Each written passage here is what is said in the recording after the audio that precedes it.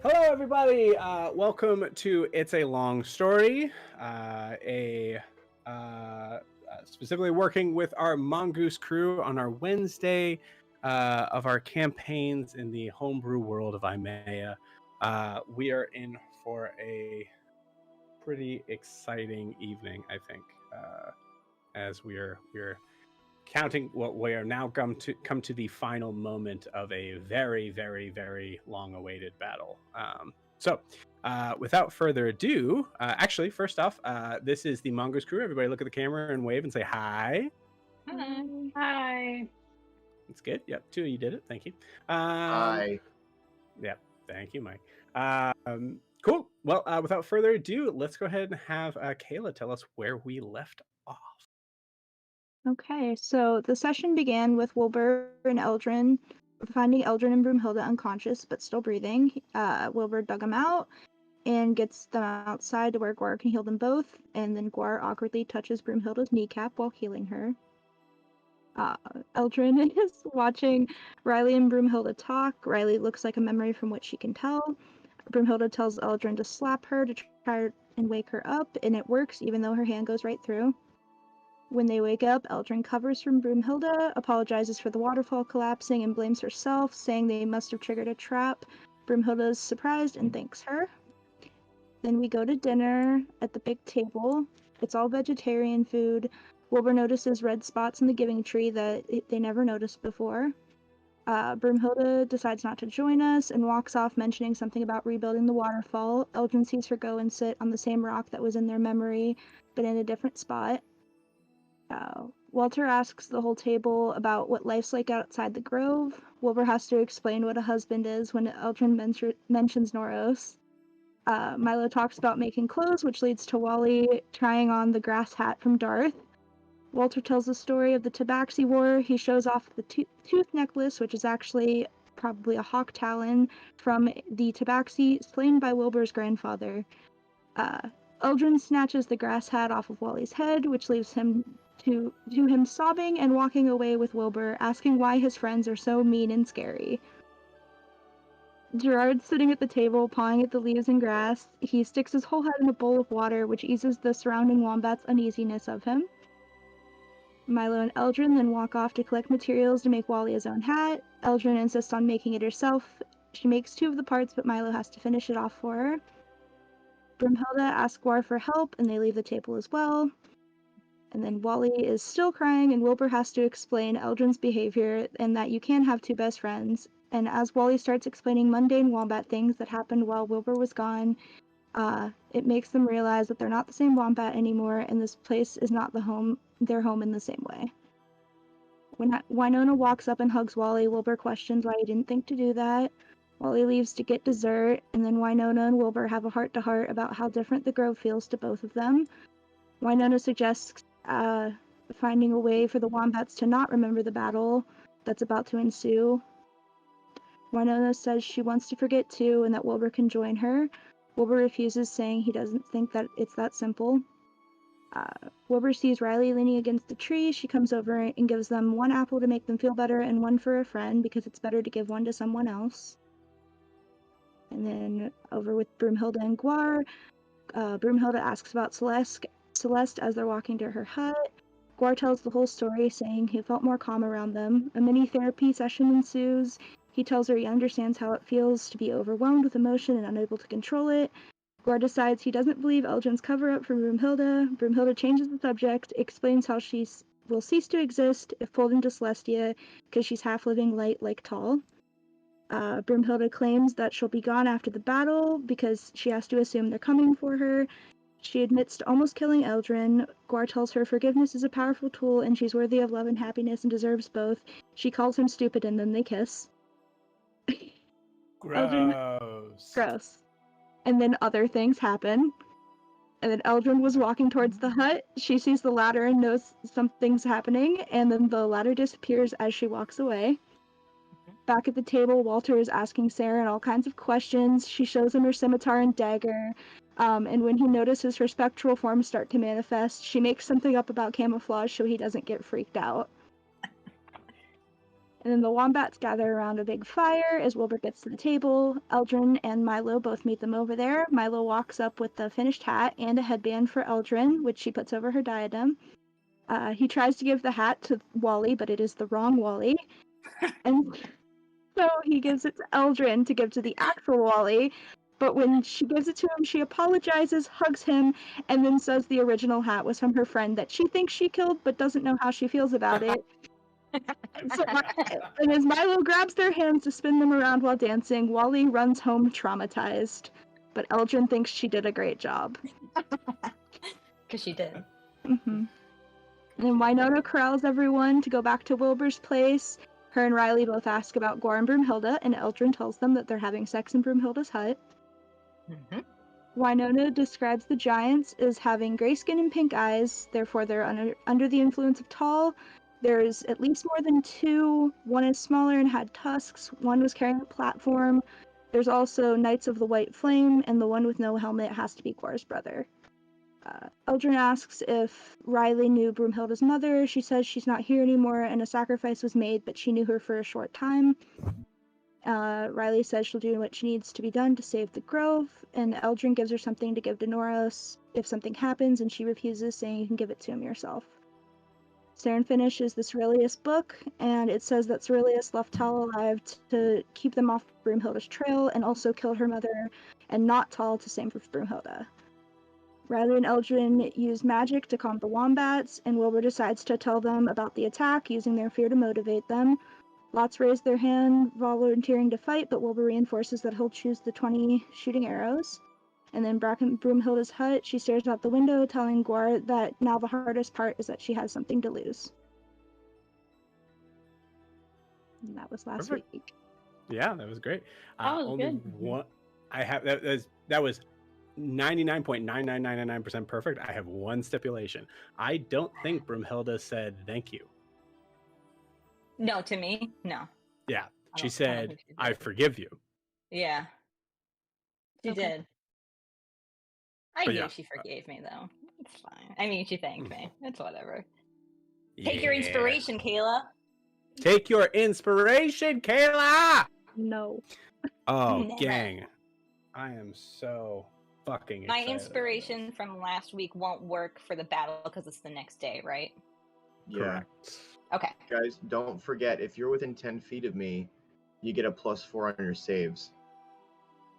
Everyone stay near Gwar. We all tie little ropes around ourselves that are like that are 10 feet long to Gwar, so that we are always within 10 feet of him. Or just a circle. I don't know this fighting style. They're fighting in a clump. I don't get it. We look like children in a school that's all holding a rope. phalanx. It's the phalanx formation. Yeah. Yeah, guys, do that. No. It's Yeah. fine. No, do that. Okay. That's a good idea. Guys, I don't think you Yes. mean what he's saying. I think Guys, I think we shouldn't do that based on what he's saying. Why do you keep saying that word? I don't think it means. And then it's going to be a total party wipe, and he's going to be like, if only you had tied yourselves to each other. You would have survived." I said you should do it. I said you should do it. I did I say you said should do it. Looking like a kindergarten class walking across the street. I just used a questionable tone. That's all. That's the Mongoose Crew for you. Fuck that. We're not dying today. So, speaking of not dying today, we are going to pull this into a space of, let's see, reflection, I think. Assuming this is the right one. Yeah, we'll pull it. We'll pull this one.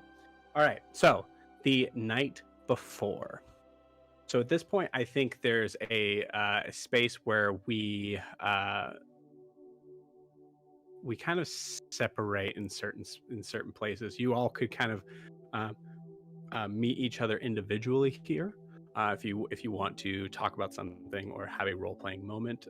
But for the most part, I imagine that you all are kind of in your own sort of separate areas. I imagine most likely Wilbur's with Eldrin, just because that's how things are normally. But just allowing the idea that private conversations can be taking place here. The night before, is there anything anyone would like to do? Yeah, I like to roleplay what me and Broomhilda did. I'm just kidding. Kidding. Unfortunately, that is a different server and a different... Wait, we weren't invited to the server. What the hell? We're Yes. gonna Follow us have on a rating on the OnlyFans. YouTube. I was going to say, but if you Long pay story. $15.99 now... Okay. Use promo code Mongoose Crew. Jesus. Okay. Mongoose Lorena, I know you want to do Crew. something. Yeah. So first I want to find Saren. And basically I find you, Saren, and I say, you don't sleep like the rest of us, so it seems like you're usually up before sun. the sun is up, can you wake me up before sunrise? So that I can prepare we don't know when the enemy's coming, so I just want to make sure what I need to do gets done before it's light out. Yeah, I can do that. I don't even really need to sleep tonight, so I can keep watch. I'm not going to question that because I already said I don't want to know anything about this newfound abilities, but very interesting. Well, Yeah, I'm still figuring it out myself. I would say good night, but it seems like that doesn't apply to you, so goodbye. And then I go find Guar, because I have a question to ask him. Yeah, go ahead. Guar, if your brother is there tomorrow, are we supposed to keep him alive, or can I kill him this time? Because you made us keep him alive last time. Oh wait, Guar's with Brimhilda. Yeah. This is. I mean, there's a little role play here on this, right? So I can ask him in the morning. Well, I said, do you have message? I do, but I only have 2 left, and I have a plan for them, so I can wait till tomorrow to ask him. Oh, not sending. I was saying message, but you don't have message. No. Gotcha. I was gonna be like, never mind. I don't go find Guar. I go back to Wilbur, and before going to bed, I'm gonna send 2. I'm gonna cast sending to 2 people. So the first one goes to Generous, and it says, and I say, in the morning, can you please bring Kathleen to Erlin? I will not be there in time to do so. I told her I would, so I would appreciate your help in the situation. Thank you. Yeah, I think you only get a response of yes, princess. And then I send a message to Noros, and I say, I love you, and I miss you, which is honestly really frustrating because we haven't even been apart for 24 hours, but that's besides the point. I just wanted you to know. And that's it. Okay. And then I go to bed. You got it.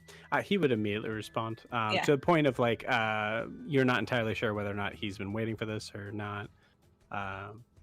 Just responds, I love you and miss you. I hope you're staying safe.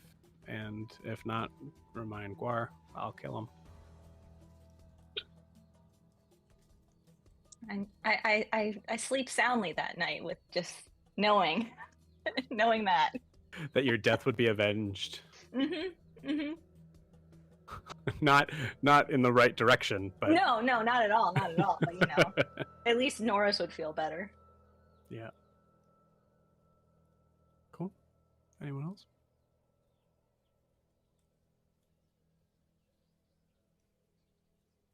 All right. So, I was gonna say, can I do a little addition to the or follow up to kind of the thing we ended with, where she said she's got something to lose? Yeah. So if we picked up right there, and she says she's coming to something to lose, I would sit up and look at her and say,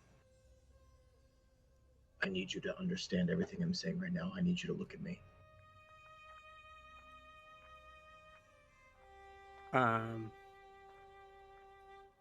She puts it back over her face. She turns her head and kind of looks at you from the side. The way that you fear having something to lose fills me with resolve more than I ever have. If I had love for my friends, it is increased tenfold. I will fight with the strength of 100 men tomorrow. I will fight so well that death will tremble to take me.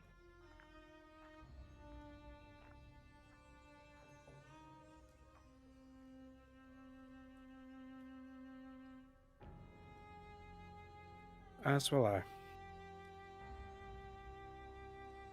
You'll tremble to take me? You've already done it once. Twice, but it's fine.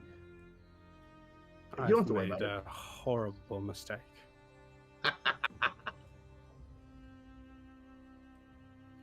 it. I think you see at some point in the middle of the night, you see. I think you probably wake up at some point and you notice that Brimhilda is not there. You know, probably sitting up and kind of like looking, like even over the railing. You see she's there. She's still in the house. She's just obviously having trouble sleeping and is just kind of like sitting at the table, just reading.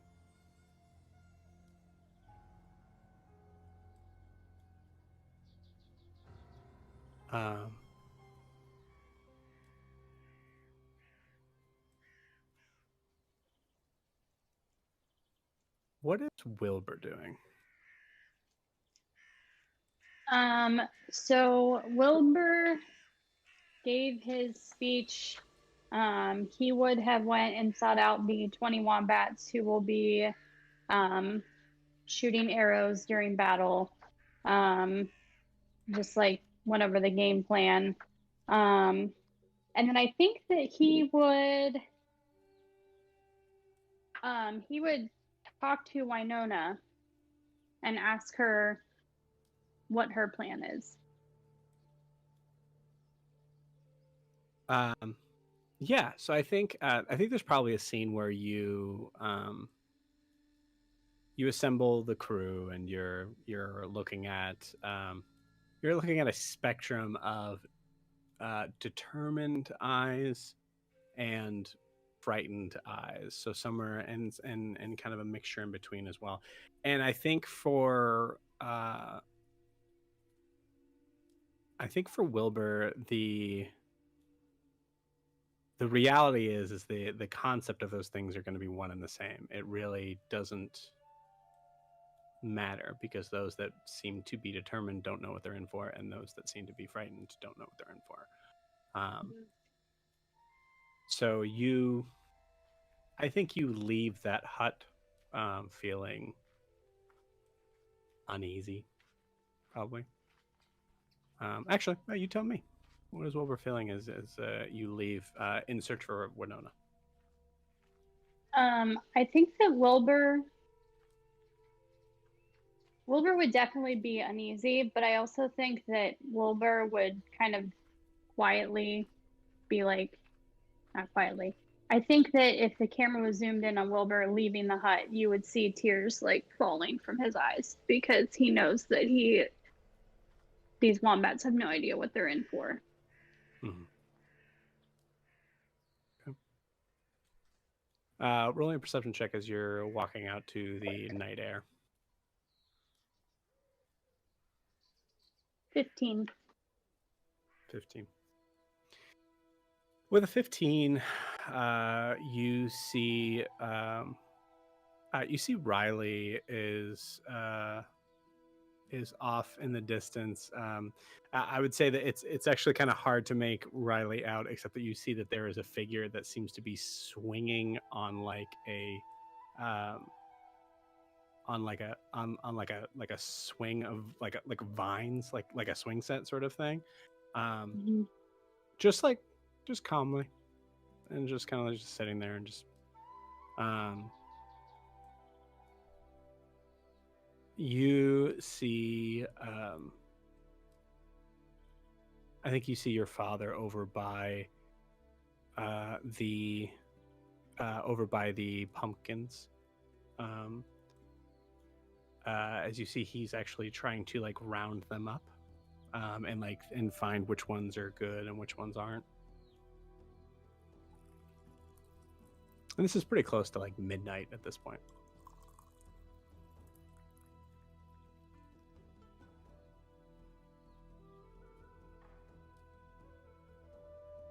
Any sight of Winona? No.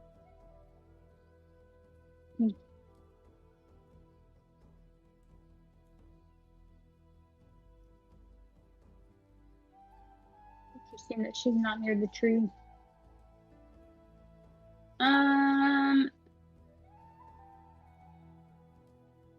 Wilbur would go up to Walter and tell him you should be resting. What are you doing with these pumpkins? Well, we don't really know what's going to happen tomorrow, and I might not have time to be able to harvest them as was the plan. Was that today was going to be harvest day, but or tomorrow or today, somewhere in between. So I'm just handling it now, just in case we can't get to it tomorrow.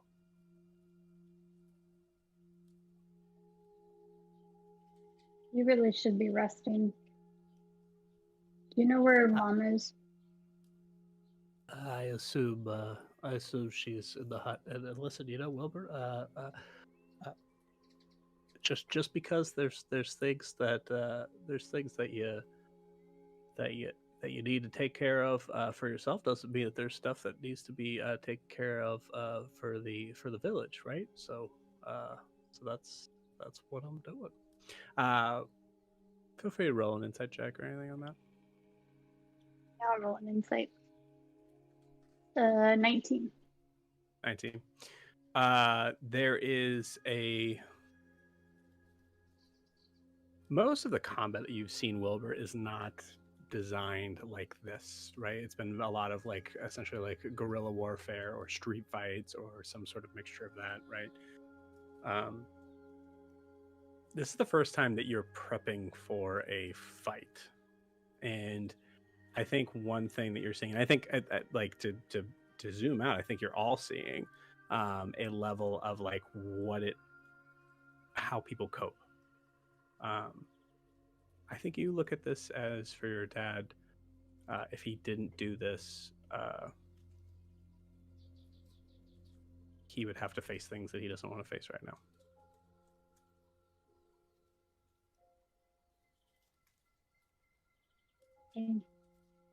Wilbur will leave him be and go to the hut to see if Wynona's there. Cool. Do you dry your eyes before you go? Or before you even walked up to Walter? Yeah. Walter wouldn't notice. So yeah. Yeah. Okay, cool.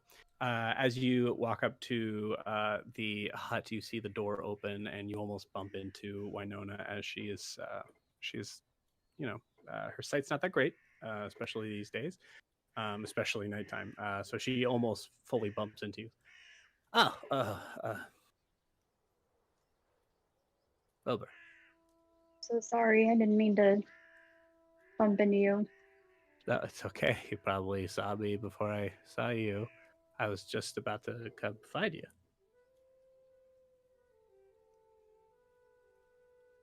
What is your plan for tomorrow, today, whatever day it is?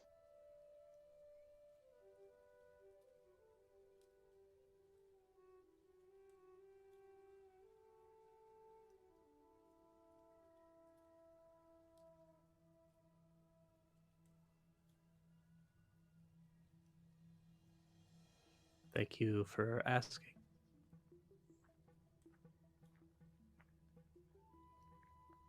I plan on being there. Maybe not the front line, but on the field, helping how I can.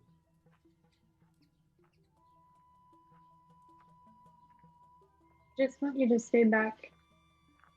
You can be out there, just try to stay hidden. Try to keep a safe distance. But honey, I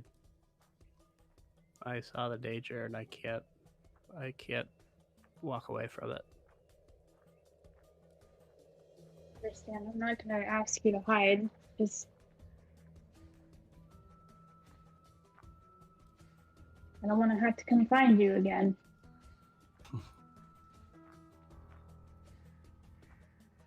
Yeah, well, I like to think these bones are a little bit stronger since that encounter, or wiser. Wilma's been taken care of. Yeah. Someone's watching out for her. Well, I caught her a couple times leaving the work. But made sure she's going to continue digging.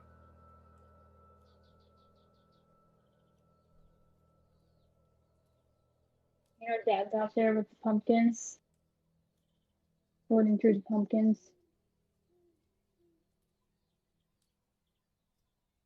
He does love harvesting those pumpkins. He'll let him be.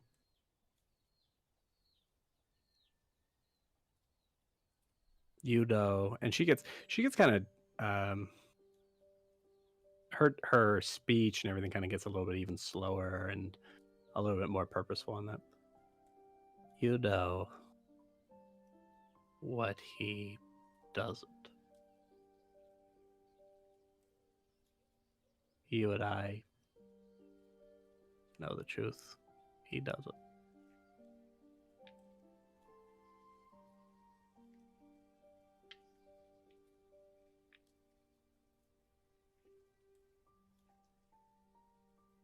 I feel like I have brought everyone here into harm's way. That I'm sending 20 wombats out to be slaughtered tomorrow.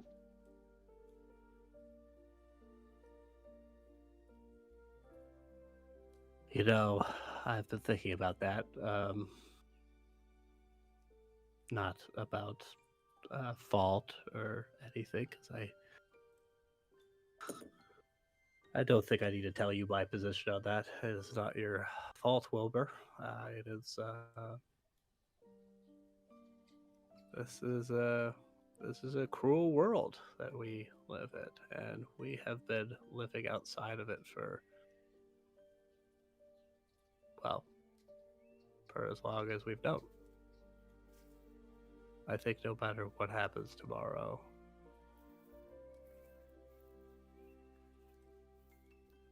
I think it's going to be time to move on.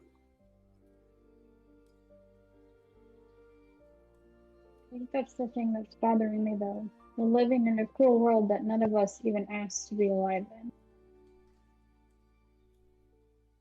Yeah, but, you know, after our conversation, you made me think, and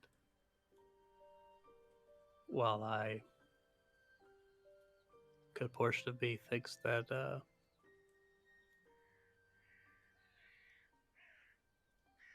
be good to forget, I feel like a part of me would always know. And so, I would have lived more than anyone else here. I don't want to take that away from them if I could give that to them.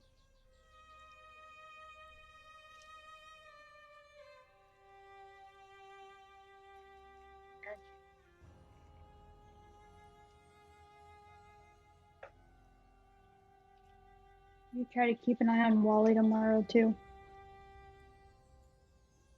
Of course. I'll try. I mean, I don't know what he's... I assume he's just going to be running around with a single arrow. Hope he brings the bow.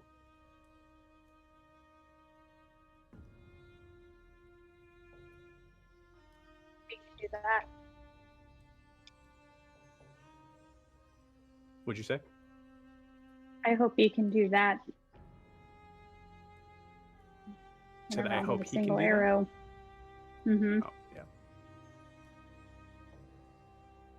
Yeah, well, either way, I'll keep an eye on him.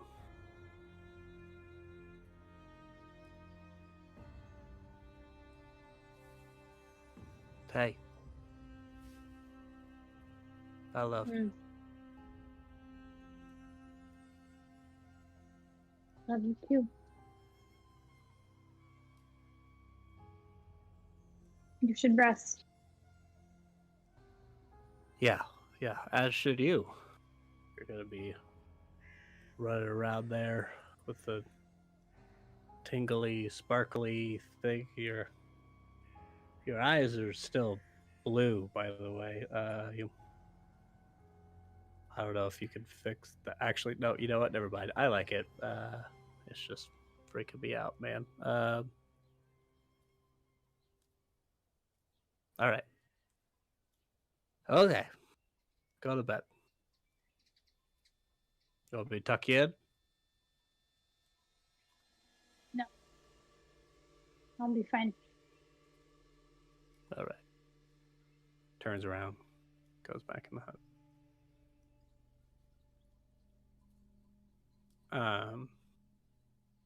Milo, anything? You can say no. Just kidding. I think Milo's gonna set up his spot down by the water, where he had his picnic earlier in the day, and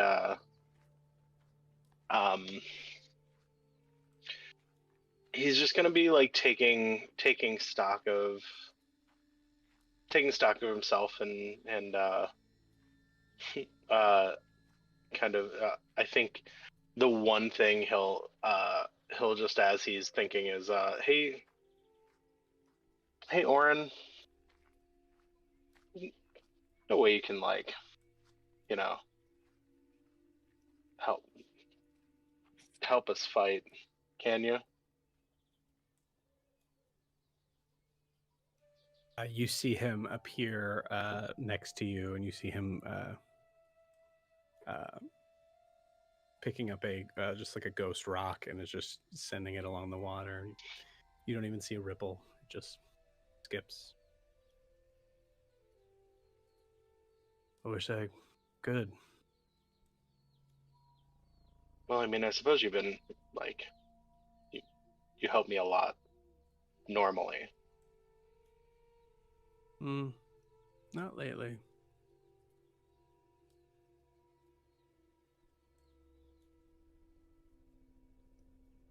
And there's gonna be a certain point in time where I think where I think I'll be done with you. Well, I hope that day doesn't come anytime soon.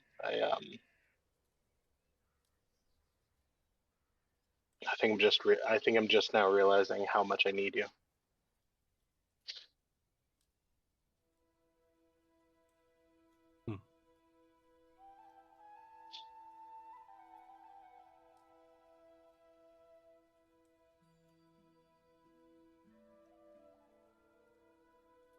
In other news, I don't know if I told you this, but I can do this now whenever I want, and he's gonna transform into a werewolf, into his werewolf self, and then back. You hear a scream from across the field. It's Wally. As there is a shout of they're coming and running inside. Oren looks off in the same direction. And goes, I wouldn't worry about that.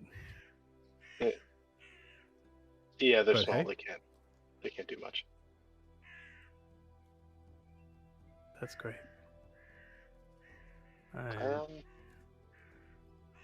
Like I said, I don't know if there's very much left.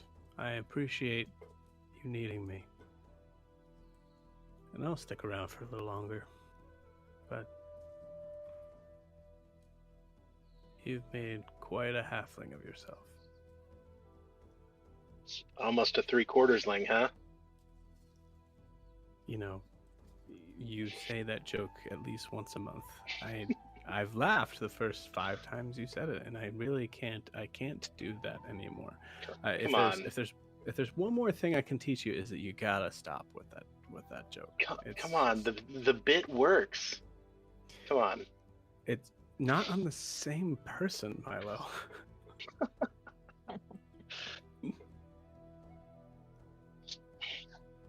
All right, I guess you know best.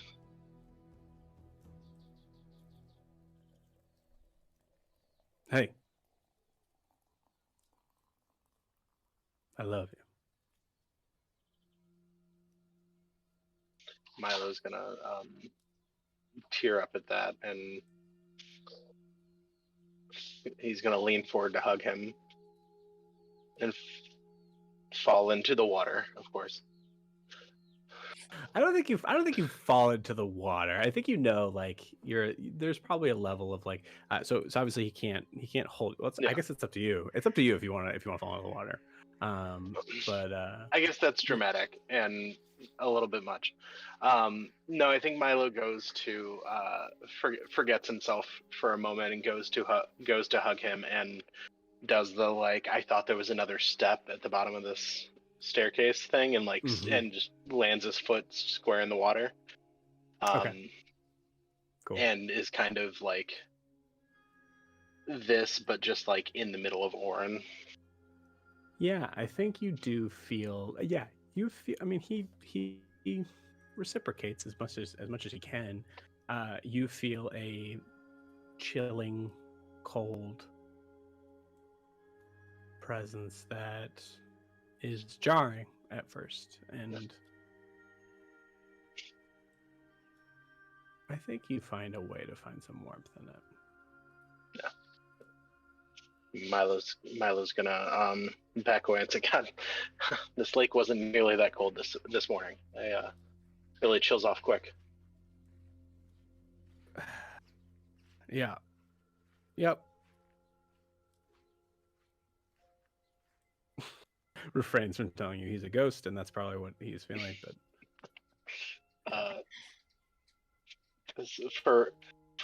for whatever pride Milo thinks a ghost can have and save, Milo's gonna stick with the story. But Milo's gonna say that thank you, and I love you too.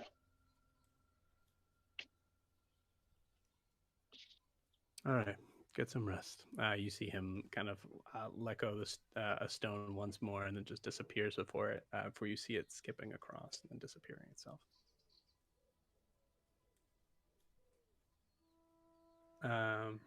Sarah, what are you doing? I'm assuming Eldrin is in Wilbur's hut. Is that where she's staying? Okay, so she's gonna sit right outside the door with Gerard, and then she's just gonna kind of try to refamiliarize herself with her actual daggers, since she's so used to just like manifesting them. So she's just gonna sit there and like kind of move her dagger back and forth and kind of sit there and practice. And kind of she's going over in her head, trying to figure out all of her new abilities and what she can and can't do anymore. Okay.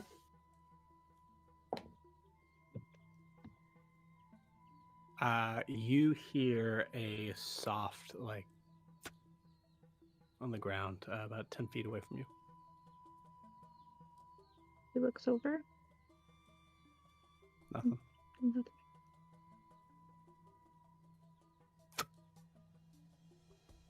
Now to your left. Gonna stand up and start looking up and around.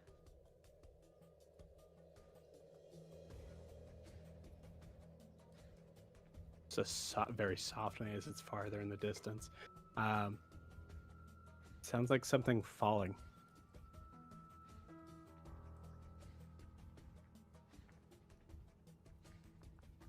Does she know what direction it's coming from? I would say, like, from the trajectory of hearing it, it sounds like it's coming. It sounds like it's falling in a direction, but not in a like straight down direction. I think you look behind you, and what's your AC? 18. Cool. You see a very large, some sort of cross between an acorn and a pine cone, just like lands directly at your feet. Did she see where it came from?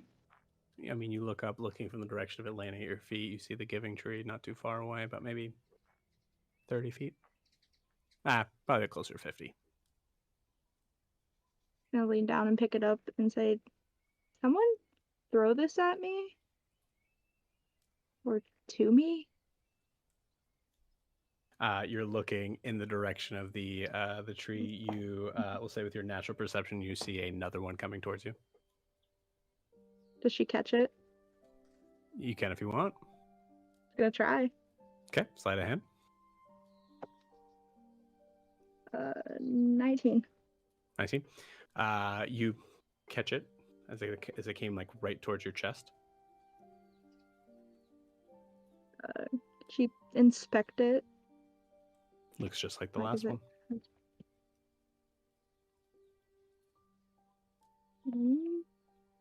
I think she's just gonna sit down in the direction of the tree and just Okay. kind of wait.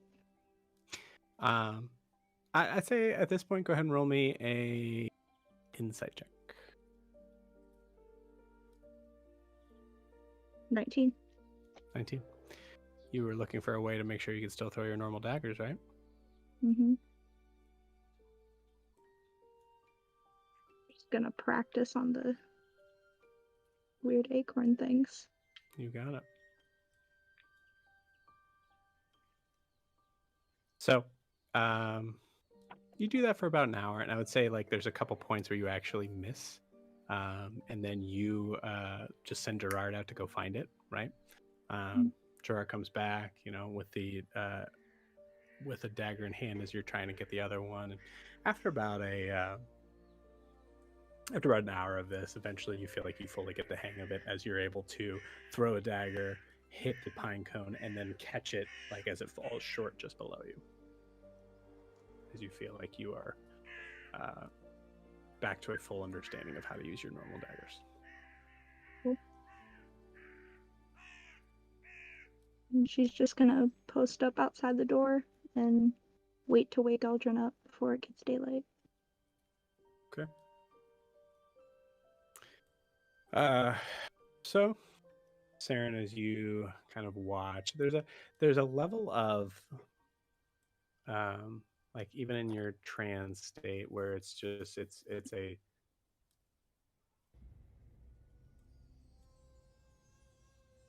I think at least from a camera view you're standing in or you're sitting in exactly the same direction in the exact same pose as there is just a kind of a slight zoom out, and we see the sun just start to kind of peak up as if time had sped up in that moment. It is now morning as you see the sun just glinting over the horizon. Gonna go in Wilbur's hut and wake up Eldrin. Okay. When Saren wakes me up, I'm gonna go right to work to Eldrin.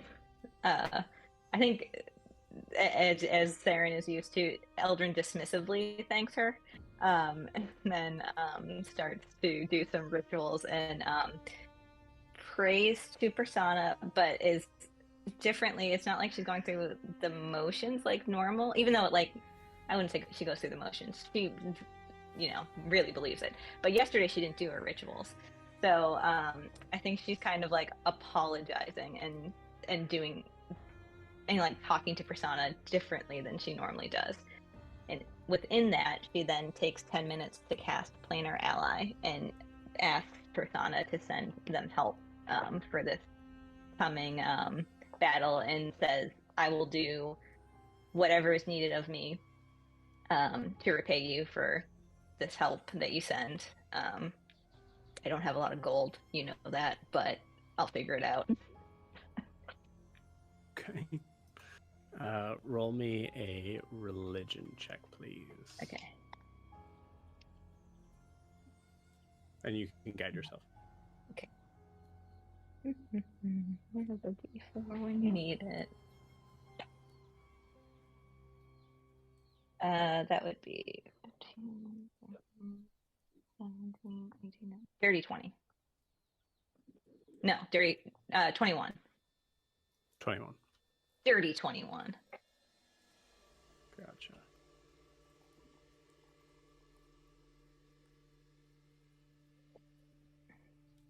Give me 1 second. I have to go back to something.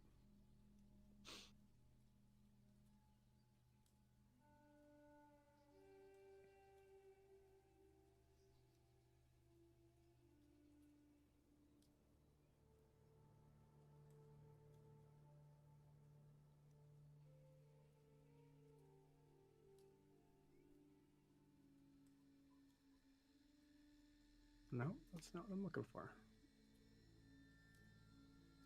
Sorry, 1 second.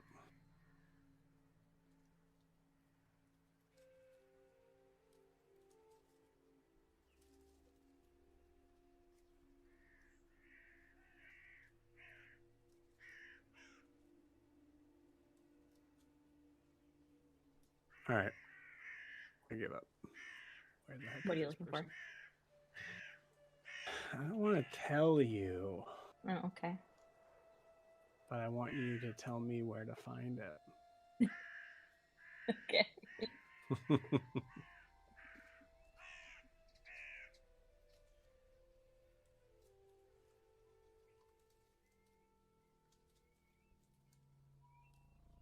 um.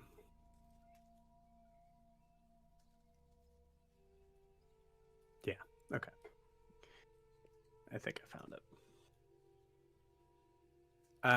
You hear the sound of just rushing waves, like almost as if it was like coming through, as you would hear like wind pushing through a window. Mhm. I look around. Go ahead. Because Wilbur, I'm assuming, is still asleep. Am I like I look around to see if I'm the only one hearing this? You're the only basically. one hearing this. Okay. Cool. You hear a knock at the door.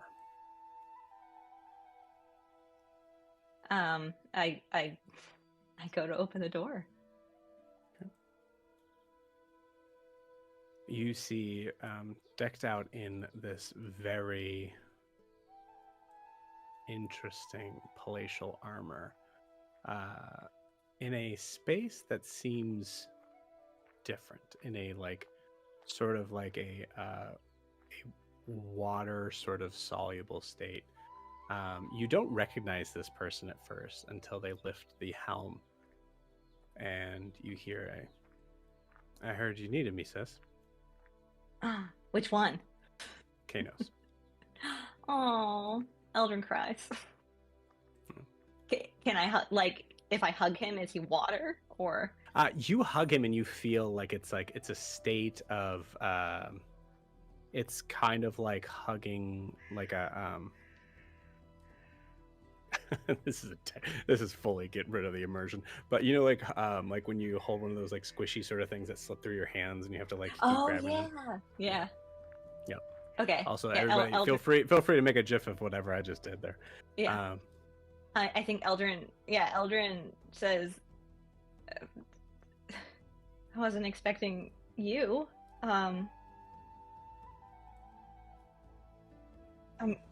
Is it okay? Yes, it's okay. Are you okay? Yeah. No matter what happens, worst case scenario, we lose connection, but I can't die again, right? I didn't, but that's good to know. Yeah. I look back at sleeping Wilbur still, and I say, I have so many things I want to ask you, but first of all, I just feel like I need to get this out of the way. Do I owe something for this? I was taught by Erlen that that if I ever tried this, I would owe something, but it feels like he sent you, so I might not. I'm trying to just want to get that part out of the way. Listen, I asked to come, so no, you don't owe Persona anything. Okay. Check out this cool ass trident as he's just like he holds this up and you see it's just pointed in ways that are just insane. Like looking at his armor, there's a level of like you have to be dead to wear this. You either have to be dead or you have to be full on like a water elemental, which he's not very far from, as he is going to be your myrmidon. Oh, nice. I do ask him to. I say, do you know what's going on land, like where you are? Do you know what's going on at all? there's always something going on. So, yes and no. Maybe you could clue me in later. We got a grove to save, right? Yeah. Okay, yeah. It's good to see you. What the fuck is that? What? Just looking at Wilbur, that's like kind of curled up in this You've- weird little ball. and I say, you've met Wilbur before. Oh, okay. Yeah, no, I just never seen That's him how sleep before. That's how he sleeps. Oh.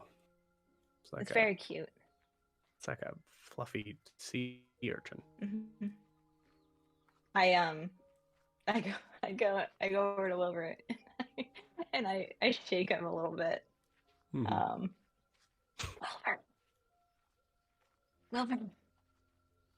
Wilbur, look. You sure it's not a fluffy sea urchin? I say, well, I think you went to bed later than me. I shake you a little harder. You're not coming. There you go. Wilbur, Persona sent help. Look. You see a very odd, maybe terrifying figure. There's a lot of spikes. There's a lot. Looking at like literally the D&D Beyond version of this. I know. I'm gonna see if I can post it in. Yeah, go ahead and post it. It's intimidating. It's weird. I will say the only difference is I would say that he probably does have legs. Yeah. So. I'll just. But yeah, you see just this figure kind of wave, and it is like you can see like there you go. So oh my god, you can see the motion of the wave. Next to him, so happy, like look who came.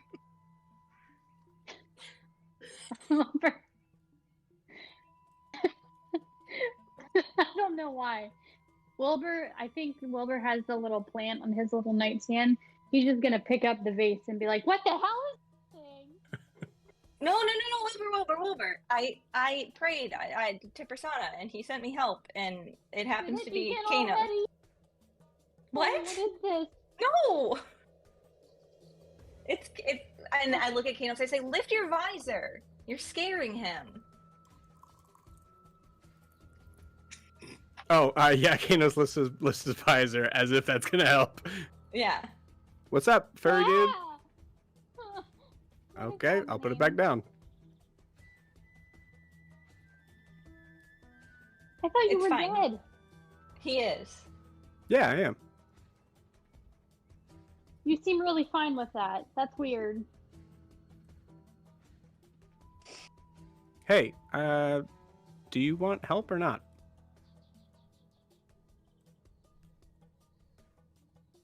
Yeah, you're on our side, right? Right? Sorry, I just don't. This is a very he chooses this point. Up. He chooses this point to point the trident at you and goes, "What do you mean?" Stop it. Aldrin, make him stop. Just having a little fun. Just trying to wake him up. That's all. We got a big fight. I'm awake. I am awake. Thanks. I'm good. All right. Do you want me to go wake up the others? Yeah, let's go. Eldrin's so happy. Cool. Eldrin's gonna find well, Saren's already awake. But Eldrin's gonna go find Milo. Okay. I think Milo's I'm taking a minute in my hut. Yeah. he peed and pooped himself a little bit. I was gonna say, yeah. You clean yourself up. Wilbur, clean yourself up. Okay. Yeah. I'm assuming you guys walk past Saren as you're like walking out the door. And I wave to I give a little wave and I say, "Thank you. You waking me up helped. Persona sent help." I think there's a point right there where there's a weird cut where like Saren technically saw like Kano's first. This figure just came up, knocked on the door, just kind of like give an awkward sort of side eye. Like she's just been standing there ever since like did anyone else see that? Yeah. It's okay, it's me. You don't recognize the person at all. Yeah. You met this person once. Yeah. Eltrin, who the hell is that? What the hell is that? Persona sent me help, and it just happens to be in the form of my brother, but also in a weirder form. I think much stronger, to be honest. Let's be real. Hey, Thanos. okay. Whoa. This is the version that you called for. If you called for normal me, you would get a different strength version. I mean, I just asked Persona to send me help, and he saw fit to send me a stronger version of you. So I don't know why you're upset. I'm not upset.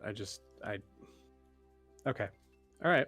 Well, that's 2 down, right? So we need to get the rest up. Yes, we are going to go wake up Milo.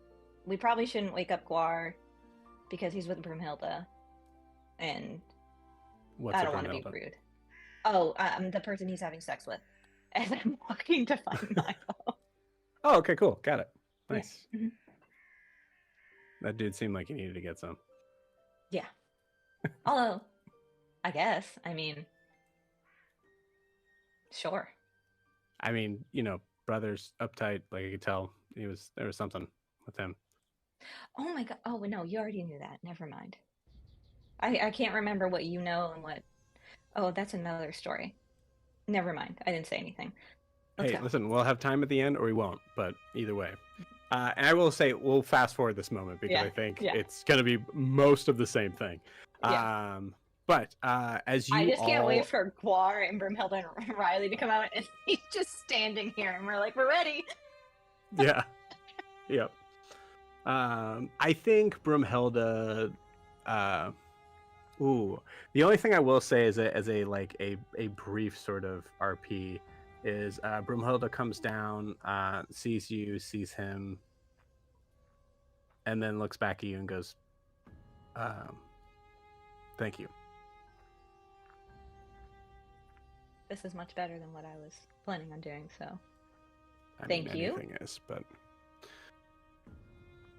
I just me otherwise. I think Guar would come down right after Broomhilda. Okay. I think that he'd be ready for this. Yeah. Watch, it doesn't happen today. Gotta fucking better happen today. It's all right next to me right now. And I will say, in this moment, I will show you the map as we are going to set ourselves into places. Yes. In this moment, as you're showing the map, I do ask Guar what I was going to ask him yesterday.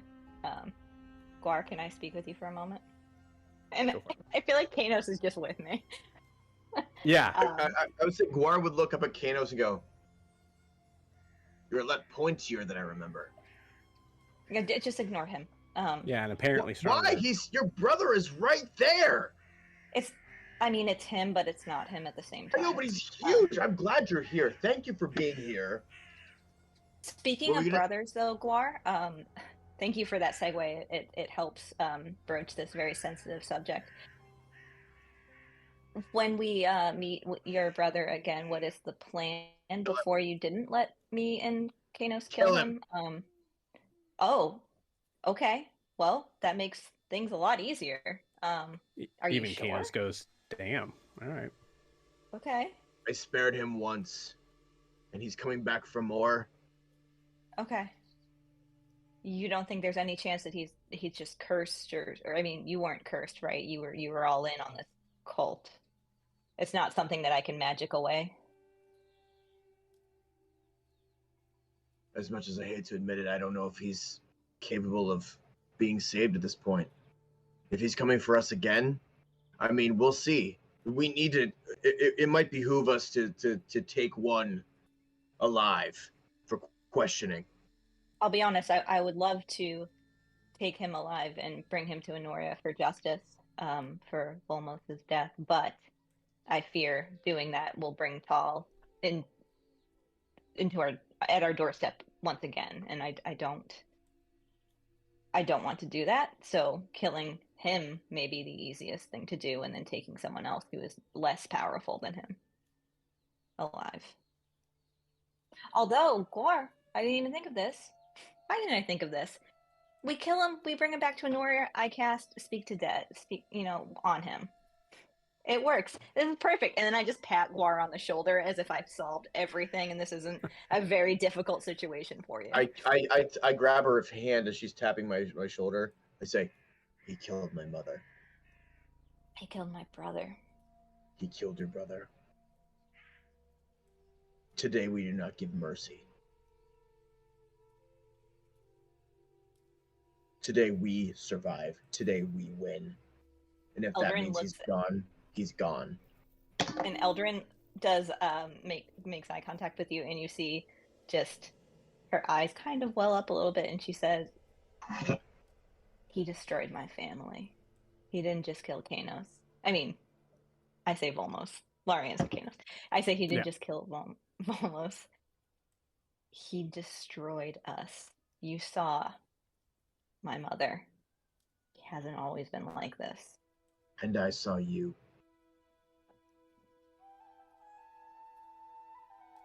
Okay. This is getting a little too heavy for me. He goes down if he needs to. Okay. Not like that. No, you froze. I said, not like that, Milo.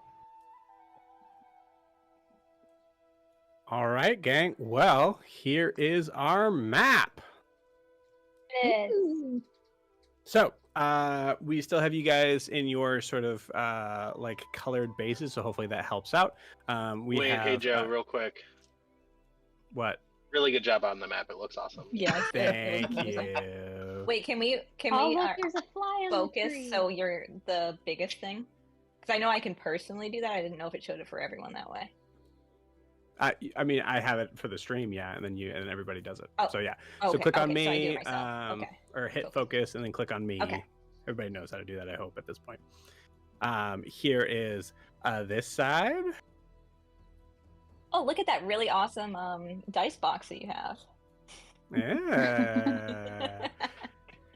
And I'll actually keep it for those. I just want to take it out for the normal one. And then there's the other side, which I'll adjust a little bit because it's a little off. That tree is amazing. It is really cool. Mm-hmm. Beautiful. Thank you. As a non-visual person, it is amazing to have a visual thing like this because my head is black. I saw none of this. My mind is black. head is black. Yeah, sorry. In my head is black. I don't know what that means, but I love it. Mm-hmm. Awesome. My Cool. mind's All right, eye that is should be- blank. Okay, cool. So at this point, this is where we decide on positions. So you guys have time to kind of prep yourself and do what you need to do to be able to kind of have this fully set up to where you want. So we had talked about, guys, that we wanted to make a chokehold or choke. I don't know what the right word is. Bottleneck. A bottleneck. Yeah, there we go. A bottleneck away from where all the wombats are burrowing, right? Yeah, and I'll say for the sake of argument, where Kanos is right now, so right here, that's where they actually are. Okay. My other question on the burrowing, does it look like there's just a ton of little holes everywhere? Like, would it be helpful if I use like a gust of wind to make it look like nothing's there? No, I think they did it in the hut. Yeah, yurt. they're like so in good. their That's little so good. hut. That's Okay. what these are. These are yurts. Yeah, that was my fear, that it was like, oh, it looks like a dog just dug a bunch of holes all so they know where they are. Right. Yeah. Okay, perfect. Yeah, so guys, where do we want to go? We want to go away from these little huts, right? Yeah. So we'll go piece by piece. Actually, we'll just say for now, everybody roll initiative. Before, And go ahead- we're not and go ahead and starting put it, it- right? No, you're prepping, right? So but we're going to keep that as the initiative for Okay. battle. Okay. Yeah, everybody put your initiative in the chat, because that'll help me kind of to put things in perspective here. Does Kanos go on mine, or do I roll for him? Kanos goes right after yours. We're not going to Okay. mess with that. I rolled so By the bad. way, I would like to retcon, and when I came down, I would like to have spent 10 minutes casting Find Steed. So I have Rosie. Oh, you son of a bitch. I don't need a mini for it. I just want to know that I've got her. I have the case fully pinned up right now. You're fine. It's fine.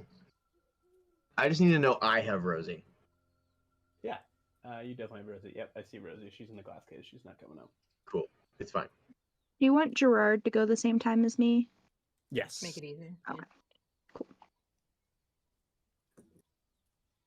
Alrighty. So I see 4.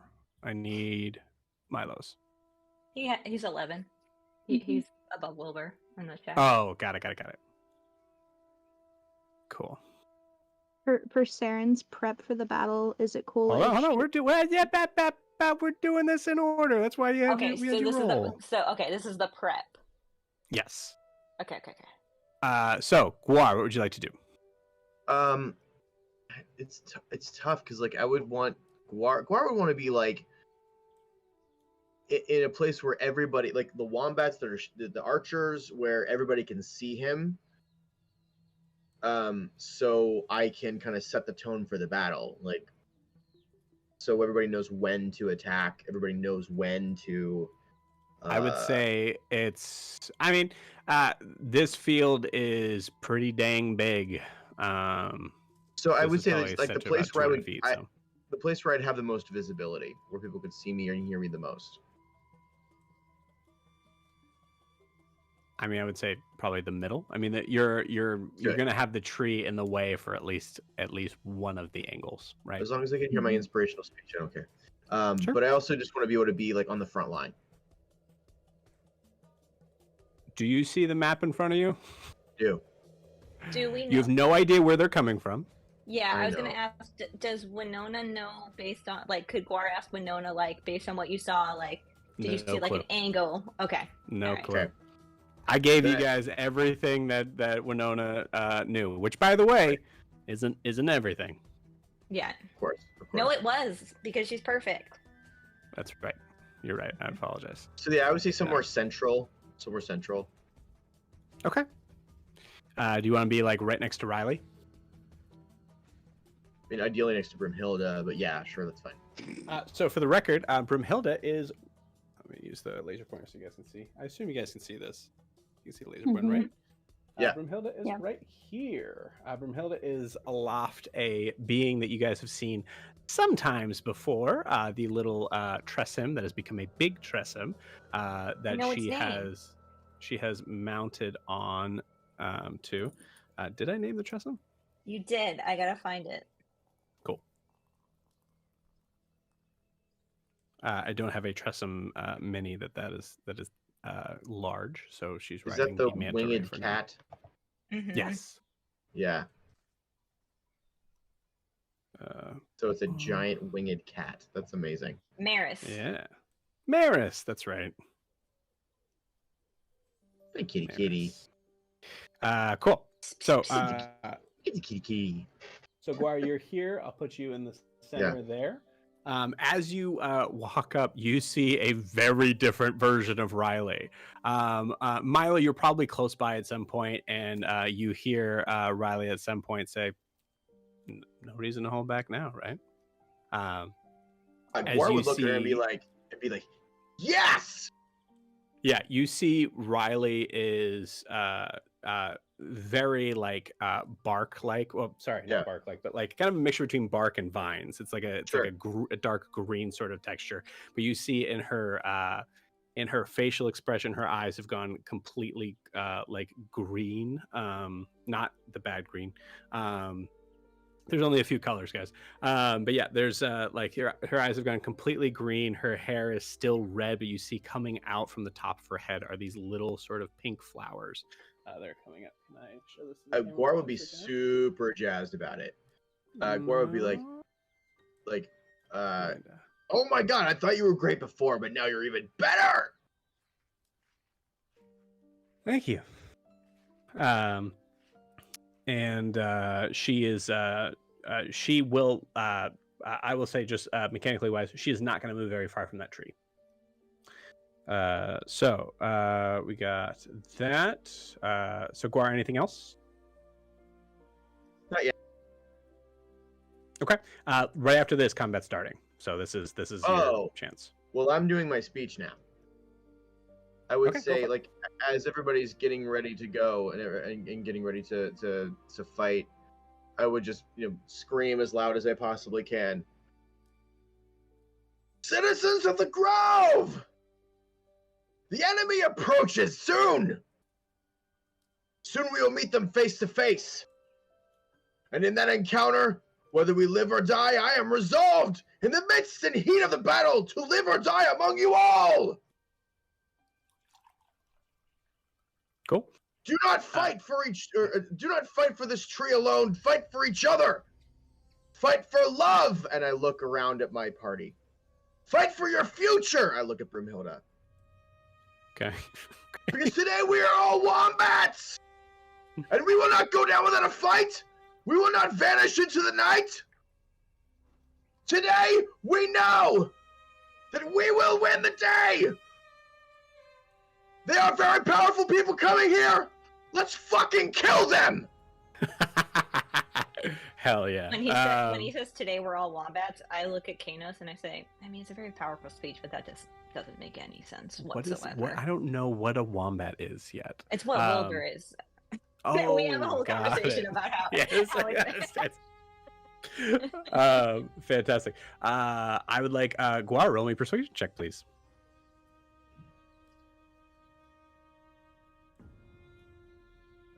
Where'd it go? Okay. Persuasion. Guar, he's our man. Persuasion. That is a 22. Okay. With a 22, you all are going to start your turn with advantage on your first attack. Go! Let's fucking go. Nice. Awesome. If you rolled bad, I wouldn't have given it to you, and I would have made fun of you. They would have been like, oh, okay, sure, shut up, Guar. I don't understand. Are we like them now? Like the wombats are coming up. Let me just make sure I got everybody set up. Is everybody listed on here? This is quite the list. Hold on. This list isn't as big as I thought it would be. Hold on. 1, 2, 3, 4, 5, 6, 7, 8. I'm so happy Kanos is here. Exciting. Oh, we're missing Eldrin with the 3. Yeah. Yeah. You're missing Eldrin.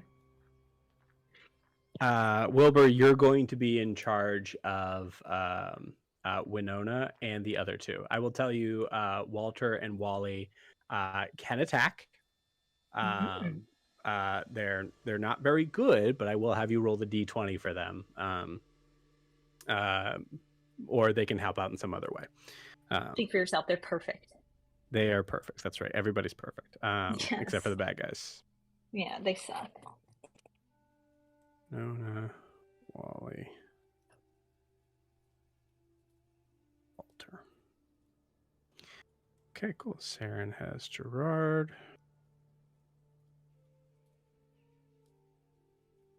Okay, cool. All right. So that was Guar's turn. It is now Wilbur's turn. So Wilbur, you are here. I want to be on the opposite side of the tree, close to the garden, like the garden side. Okay. Like here? Yep. Okay, you got it. We'll say, just to be clear, where do you want Wally, which is right there, and Walter, and Winona?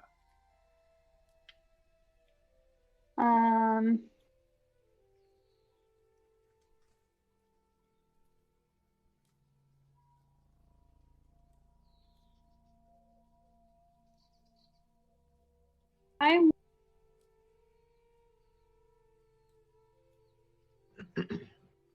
shoot, this is tricky. We can come back to it if you want. Yeah, come back to me. Let me see where Okay. everyone else goes. You got it. Saren, your turn. She's gonna go right behind that patch of the farmland behind Wilbur. Okay. Her and Gerard. Okay. Like right there. And yeah. Cool. And can she cast both her long strider and pass without trace? Absolutely. So that's her Yeah. plus 10 to stealth for everybody within 30 feet, I believe. And then she's going to do long strider on herself, which gives her an extra 10 speed. Okay. And can Love she it. also unfurl her wings and fly up a little bit? You got it. Are you gonna be flying high? Like, should I just remember that you're flying, or should I put you on this? It depends. It doesn't matter. I just I'll put don't you want on this. This is your first time flying. Yeah. Put Put you in her the on air. it. Yes. Put her What- on it. Put her on it. Wilbur's gonna cast his like wall of wind or something, right? I just don't want to fly up like above that And then just get and get like just knocked sucked right. into it. So You won't. I think it's like 50 feet high. Or okay. no, it's not 50 feet high. It's Are you doing a circle of it? depends on what they come in like. Okay. You She's got just gonna try to stay within that so she doesn't get It's- sucked into the little tornado. 15, anyone- 15 feet high. Can Saren, if she's like flying up, can she get like a bird's eye view of like to see if they're coming? Like what direction? it. I'd I'll say allow a she's perception definitely. check. I'd say she's definitely looking. She's trying to see if she can. This is when we need a druid with like some little birds that can go out and scout for us. Dirty 20. Dirty 20? Cool. You see some shaking in the trees in the west. So she's gonna yell to everybody. I think they're coming from the west. Cool.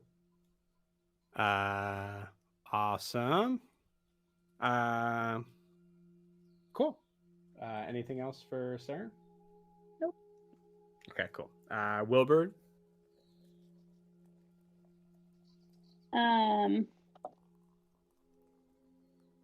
If they're coming from the west, so the west is the side that Walter and Wally are currently on.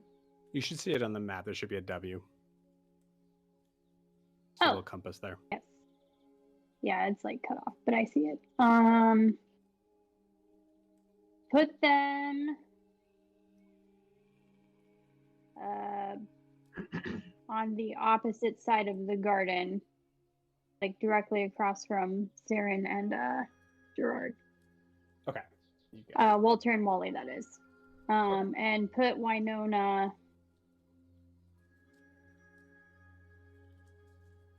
back close to where I think Milo currently is. That Milo's little bald head there. Okay. Yeah. You got it. Just his head. Just his head. All right. Anything else for Wilbur?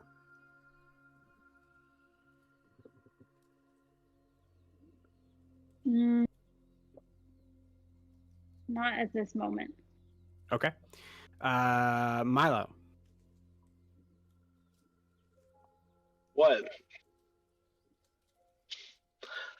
So Milo went in Oh seeing. shoot! You're gonna change, aren't you? Yeah. Sorry, man. It's stuck in that case in there right now. Sorry. Am I hanging out with Rosie? It's fine. You are hanging out with Rosie actually right now. In seeing Riley in full form, as she says, why hold anything back now? Milo's gonna smile and say, well, hell yeah, and go to high five her. And when he high fives her, he's gonna transform into he's gonna change into a werewolf. Okay. And be like, Nice to meet you. And Nice to meet then you as well. and then he is going to he's gonna go to that little like rocky outcropping to the northwest. Like it looks, it's like above Saren and whatnot, or not Saren. Oh, so Can't north? tell. Yeah, north. No. Yeah, that northwest. So the bottom. Northwest is. I can't tell if it's rocky. Yeah, right there. Yeah. Yeah. Yeah. Okay, so here. No, the bottom one. I'm sorry. This one. Gotcha. So west. Yeah. West. I mean, it was north of where I was. No, yeah. Actually, that was a good important point. Not in relation to where you are, in relation to the map. That's where we want to be making sure we're looking at. Cool. All right. Sweet. Anything else? No, that's all I got. All right, you got it. Eldrin, you're up. I am going to slap a depth ward on to Wilbur. Okay. So Wilbur, if you go below, if you hit 0 HP, you come back up with 1. So keep that in mind. And then I am going to cast aid on Guar, Saren, and Milo. So you all get your max HP increases by 5 HP, and you also get an additional 5 HP temporary hit points, I think. What is it? Oh yeah, no, your max HP increases, and then your current hit points increase by 5. And then I will move. We know they're coming from the west, so I'm gonna move.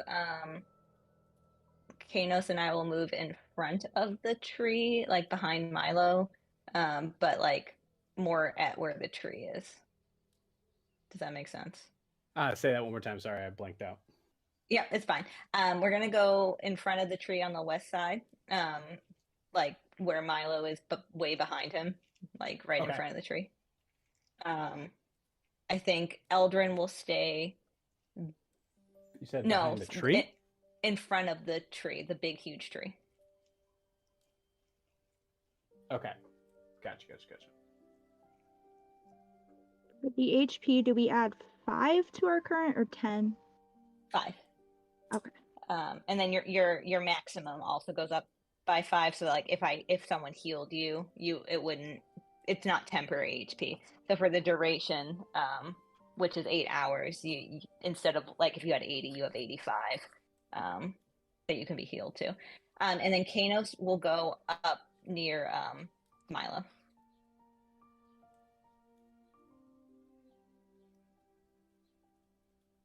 Wait, Milo. Oh, sorry.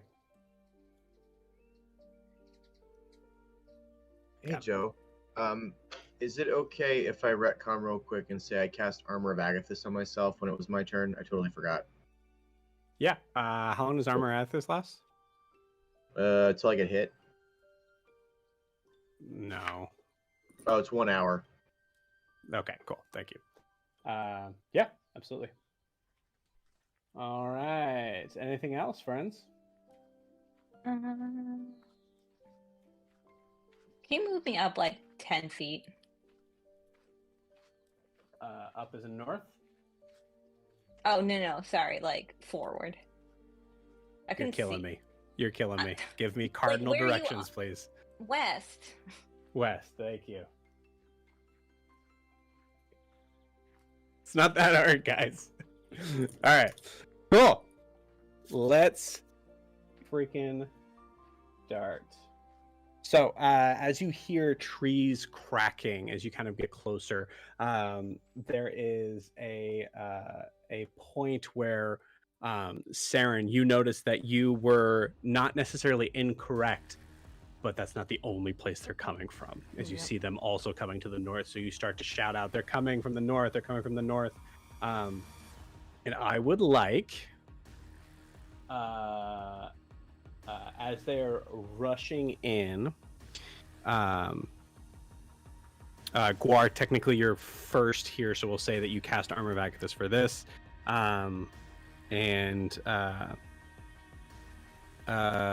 So at this point, you see that they're coming in from the north and the west. So I will say, Guar, you can change your position knowing that if you wanted to. Yeah, I'm gonna move. What's the part that's least defended? So it looks like I'm facing south right now. So You're remember, D&D facing doesn't mean anything. Okay. Right? Am I on the north side? You're right here. No, you're on the south side. Right. So I would say I'd head west because that seems like be the closest. Okay. And while I was doing that, I would yell to the wombats, "They're coming from the west! Rain hell upon them!" You got it. How far are you moving west? Let's go my full movement. Which 30 is? feet. 30 feet. 5, 10, 15, 20, 25, 30. Cool. Awesome. All right. So you see them. You see a huge crashing. You actually hear this huge crashing sound as the first one makes an appearance right here. Saren, I'm going to ask you to make several d20 rolls, so just get ready. You see another appear right here through the trees. Another appear on this side through the trees.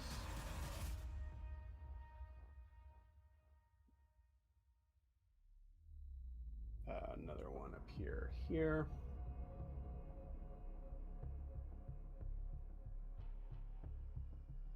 Okay. And you see a rather smaller looking giant also appear from the north. It's going to come right. And you see riding on top is a knight with white plumage.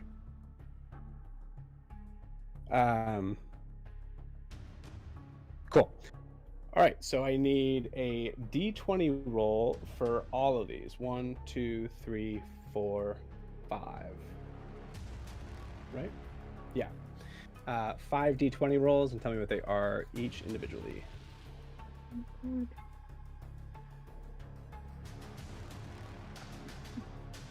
Six. 6. Cool. 16. Okay. 1, Okay. 7, and 3. Okay. Only one actually gets hurt by your trap. It's the first one that's coming in right from here. You see it step in, and you see the foot go down into it as it's definitely going to be taking damage from it. I believe the DC is 17 for something else, right? Or what we talked about with your traps? Yeah. I didn't know I had to pop that up. Yep, that's all you is your traps.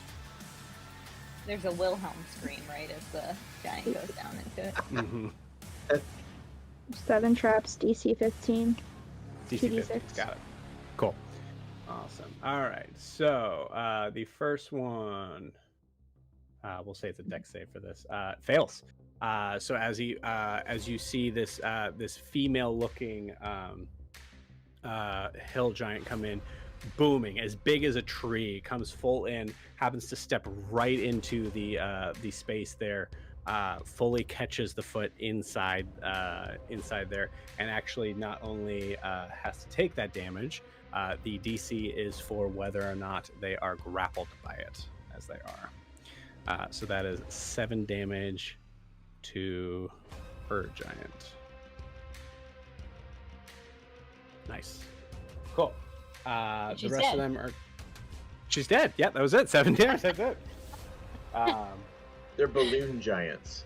This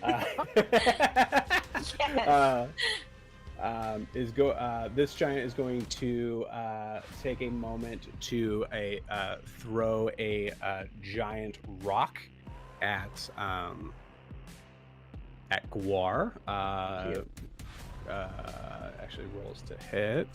Shield. Ooh, geez, that's a 24 to hit. That hits. Okay, you got it. But does that count as the does Armor of Agathis count as damage to them, or is that only Nope. melee? It's gotta be a melee. Mm. All right, so that is 10, 15. That is 22 points of damage. Okay. And then I need a strength saving throw, please. You got it. That giants. is a dirty 20. Dirty 20 makes a save. As you see this rock come flying at you, and you duck, and I think you also probably put the shield up, and you feel the shield take most of the blow, and you feel yourself getting rocked back, and your bones just shake. In response to that, you take the full damage, but you do not get knocked prone from it. It's going to take the rest of its movement to move up to this very odd-looking water elemental-y version of Kanos. This second one is going to come up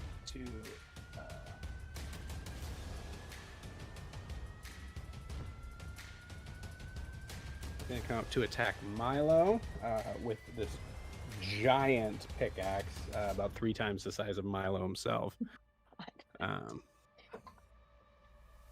That is a 17 to hit. 17 meets it, beats it, right? Yes, meets it, beats it. Did you roll Okay, a yeah, 2? it hits me. No, I rolled a 7. Oh, still, God. Yeah. Okay. What was I doing? Oh, yeah. Okay. Oh no, I need more D8s. Okay, cool. 6, 4, 10, 14. 20 points of bludgeoning damage. Stupid.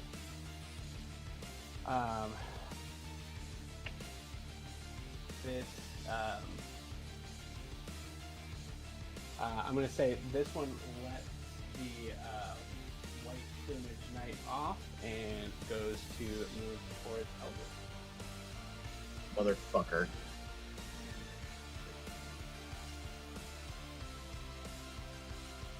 He's going to attack Eldrin. That is a 4, so that's 14. that's only a 13 to hit. Does not hit. Cool. Awesome. You see this figure swing down with its like very large looking mace that is twice the size of your head. As you look up to it and you move yourself out of the way, you see giant tusks coming from it, and you see there's only one eye in the center, as you recognize that this is not a giant but a cyclops. Great. And then let's see, the last one. So the last one is the smartest one. Kill him. Okay.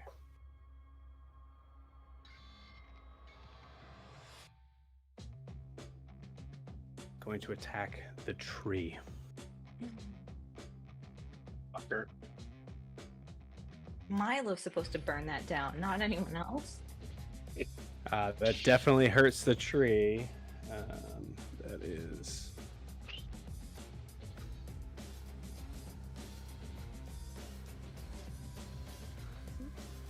Yeah.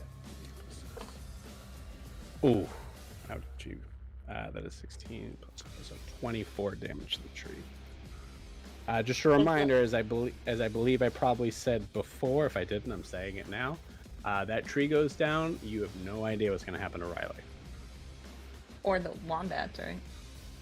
Or, I mean, yeah, and, ultimately, in the long run, yes, or the wombats. But Does the big old cyclops eye look pink? it does, yes. Okay. Gotta get We gotta get Ingve, y'all. I have a question. Back when Guar was possessed and he had pink eyes, the pink eyes went away when the possession went away, right? Like it was an indication that he wasn't Guar. Okay. Correct. Yep. Okay. Yeah, good question. Oh man. No one rolled. Oh yeah, there's a huge gap here. Okay. I'm just gonna, because this is gonna get really boring if I do that. So, What Wilbur, it is initiative your turn. is the 20 wombats? 20 wombats is the top of the round. Which I will say, actually, yeah, that's a good point. Yeah, they would have fully attack. So what we're going to do is we're going to just roll, because we're going to assume that half of them are going to hit. So how many wombats do we have on each? So we have 20, right? 20. 20. So I'll say that is, we have 5 here, right? 1, 2, 3, 4, 5. Assuming that the command is to be hitting the giants for now. That is 4d6 per giant. Does that make sense? Yeah. Cool. And actually, so it would be halved. So it would be 2d6 per giant. Okay. Because we're assuming only half of them hits for brevity's sake. Okay, cool. That is 4 damage per giant. Which is something.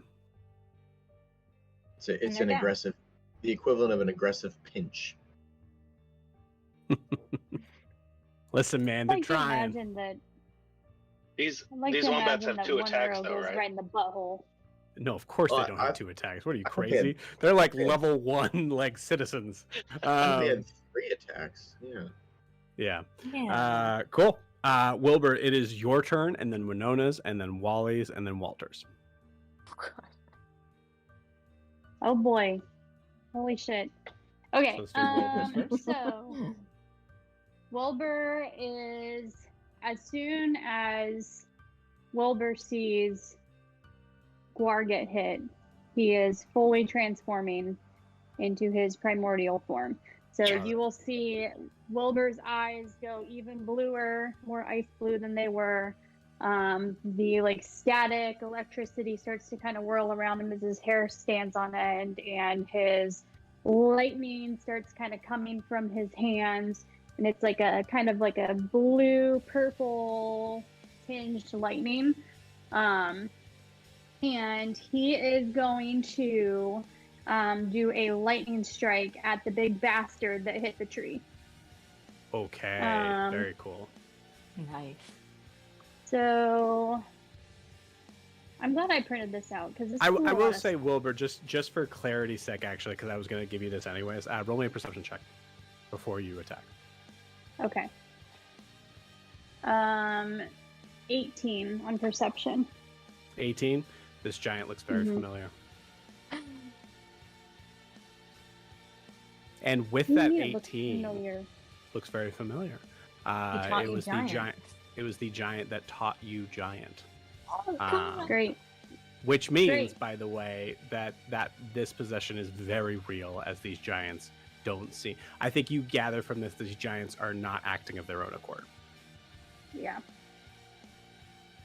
Yep. Great. Cool. Yeah. So let me just go ahead and lightning strike at my former friend here, my former language coach, if you will. How many best friends does Wilbur have? I just want to know. I will say Wilbur also probably taught him a little bit of common too. Yeah. They just talk weird, really weird. So that's a 25 to hit. 25 hits. So, oh shoot, I should have had more dice out for this. Please. 7, 11, 16, 19 damage on that hit. Nice. Cool. And then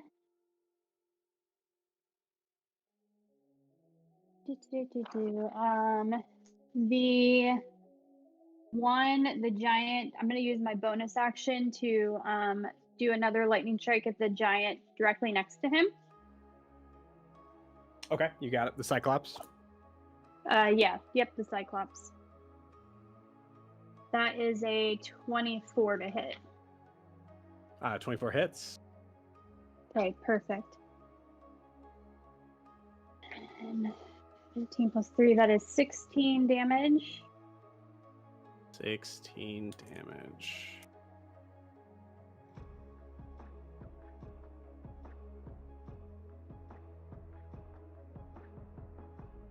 Okay, nice. And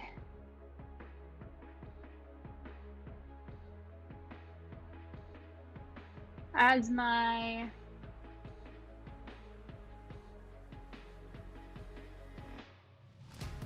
I'm gonna end this turn for Wilbur by casting Zephyr Strike. You used an action and a bonus action, did you not? Just kidding. You're right. I'm an idiot. Well, that You're is good. going to... Yeah, no one's in 10 feet of me. Okay. That's the Cool. end of my actions then. All right, so it should be Winona's turn. Winona should still be in your stat block of... what's the word? Companions, whatever it is? It's not companions. Sidekick. Psychic, thank you. I don't see her. You remember had once her as disappeared from sidekick. Where would I find Sidekick? Do you guys remember if I sent it to you individually? You sent me Oh, there it Norris is. individually because it wasn't working. But I don't know about Winona. Okay. I found her. Okay.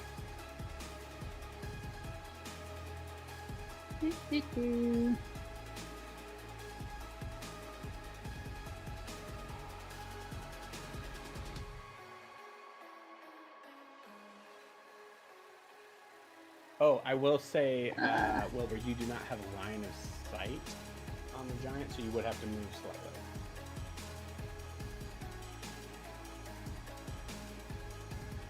Wilbur doesn't? No, so you gotta move. Where do you want to move? Yeah, I'll give you this. Yeah, thank you.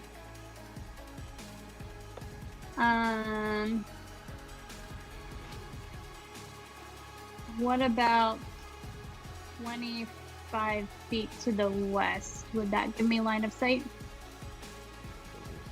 10, 15, 20, 25. I'd say 30 would. Okay, I'll do that. Just we'll say. So, yeah. Cool. All right, Winona's turn. Okay, so... I'm sorry, my computer's freaking out here. She has the following spells prepared.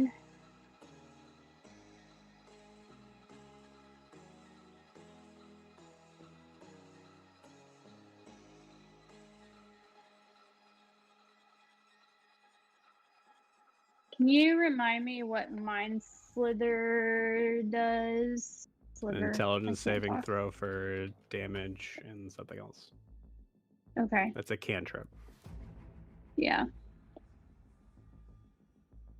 Intelligence saving throw or take 1d6 psychic damage, subtract 1d4 from the next saving throw.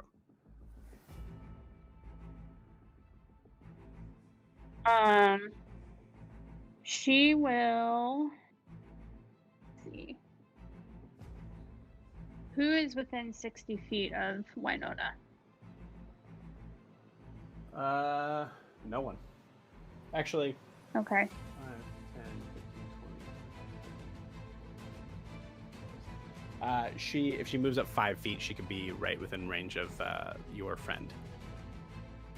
My former friend. Okay, yeah, let's do that. Just move her 5 feet only. Okay. And she is going to cast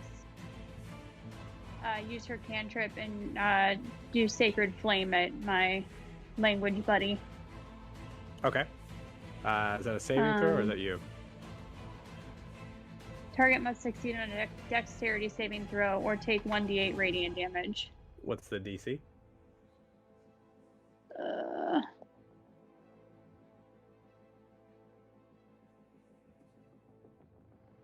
How do I know what the DC is? It should be I'm right sorry. on the top, babe. Should say spell save DC on it.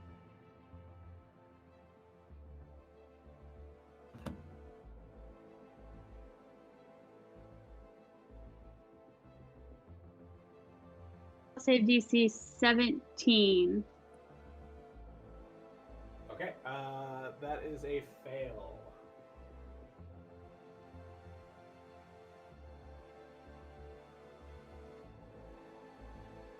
Roll damage.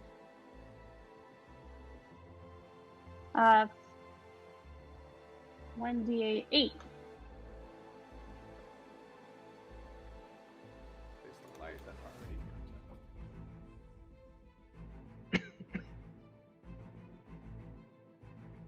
Okay, cool. Is that end Winona's turn? Oh wait, question. So she's technically 11th level with Wilbur, right? No, she's the same as her No. stat block. Her stat block's not changing. Okay. All right. Yeah, that's it. Okay, cool. So 8 on Mr. Smarty Pants. Awesome. Okay, cool. So now it's Walter and Wally's turn. Walter and Wally, I mean, can help out if there's something that happens mechanically where they have to use an object or whatever, or they can attack.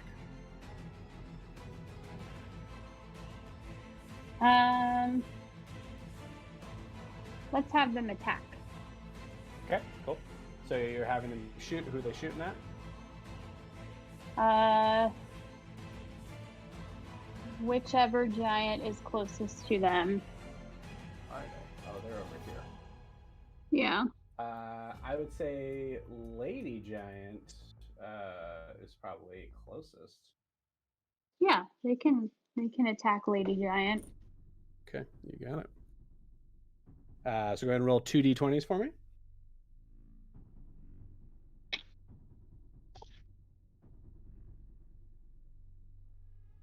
Ten and Okay, 11. that's a miss. And 11? Great. Yeah. That's also a miss. Yep. So they both Great. miss as they are seeing something that is much bigger than any tabaxi they've seen in their lifetime, or not seen in their lifetime. Cool. You can move them if you want, but are you going to keep them still? It's up to you. Just keep them there. Okay, cool. All right. It is now the knight's turn. I have a question. Yes? Did the giant that got up towards Kanos, did it get within 5 feet of him? Yes. Does he have, if he has a weapon that has the range thing, like the 5 feet reach or whatever, could he have done a reaction? It's whatever's on that stat block for that. Okay, it doesn't say if he has a reaction, it just says And he that doesn't. reach It's a 5 feet. monster Okay. stat block, so typically. Okay, cool. Just wanted to make sure. It's all good. Yep. So you see 2 knights come up and next to Lady Giant. 2 knights come up next to Rock Throwing Giant, and will come right up to attack Kanos. And you see 2 knights.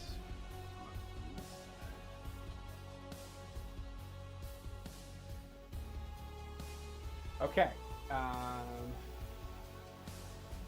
So they had to make their movement to even make the appearance here.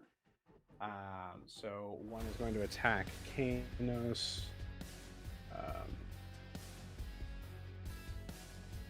This is... Okay, great.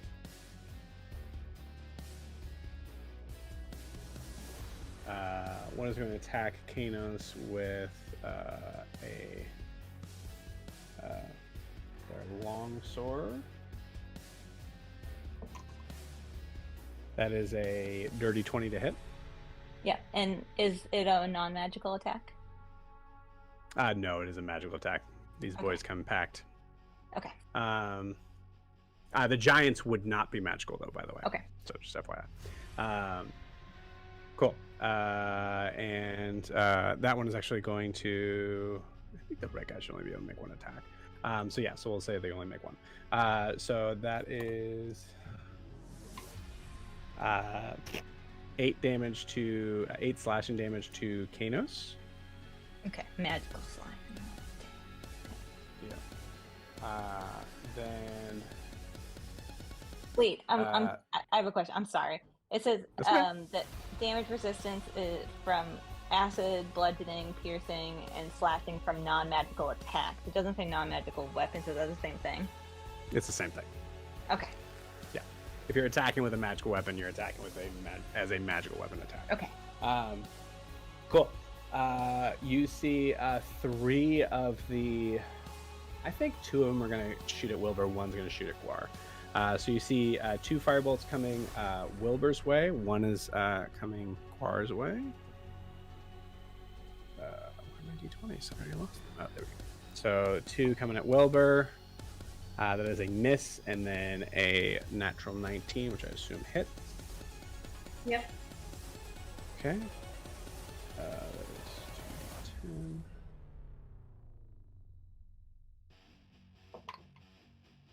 Okay. That is 12 points of fire damage to Wilbur. And then it is 1 is coming to Guar. That is only a that is an 18 to hit. Man. Love it. Cool. Bitch. You put up the shield and you see this kind of come up against it. Very cool. You want the thunder? You've got. You see the White Knight, seemingly in slow motion, especially for Eldrin's sake.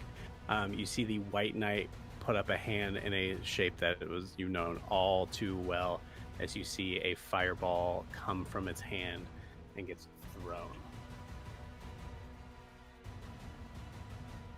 It is going to. I'm going to need a dex save from Guar, Wilbur, Riley, and Eldrin.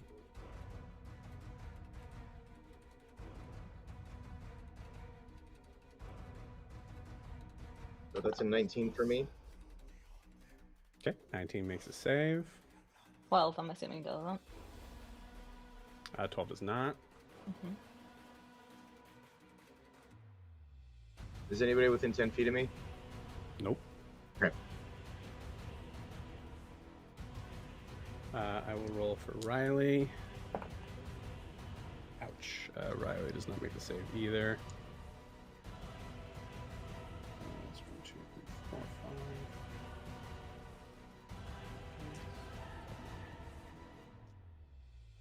5. Okay.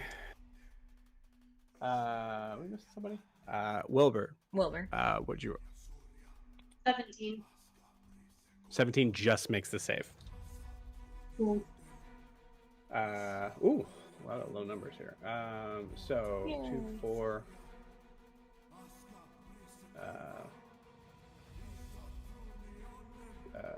5, 10, 16, 19, 22. 22 if you failed, 11 if you made the save. The tree was a part of that, so the tree took 22 points of damage as well. As did Riley. Okay. And there's 2 more knights on this side who are going to. They got space. You know where you are. Wilbur, they know that you're a problem. So they're both going to attack Wilbur. Leave Wilbur alone. 2 attacks. One is definitely going to miss. The other one is a 23 to hit. That hits. Okay. 2d10. That is a measly 4.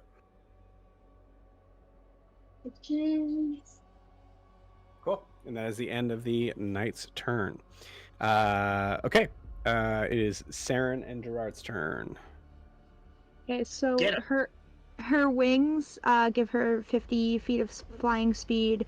Would Longstrider affect that because it's an item? Because it just says it adds like plus 10 speed. It doesn't specify like flying, walking, etc. Yeah, it just says the target's speed increases by 10 feet. That's all it says. So yeah, I'd say that works. Okay, cool. So 60 Yeah. feet of flying speed. So behind the tree is just the one giant, correct? Correct. Okay. She's gonna fly up kind of into the tree, like into Okay. the leaves and the branches, no more than 45 feet from the giant, but kind of up above it. Cool. And I'm assuming her 60 feet gets her somewhere up there. And then she's gonna send off her hummingbird dart right at that giant. Okay, love it. And you have advantage on the attack. Cool. And since I have advantage, that means sneak attack, correct? Mm-hmm. And that is a 24 to hit. That'll hit. And then that is a d4, and 8, 9, 10. That is 10 damage for just the first part of that. And my crazy amount of sneak attack dice. 8.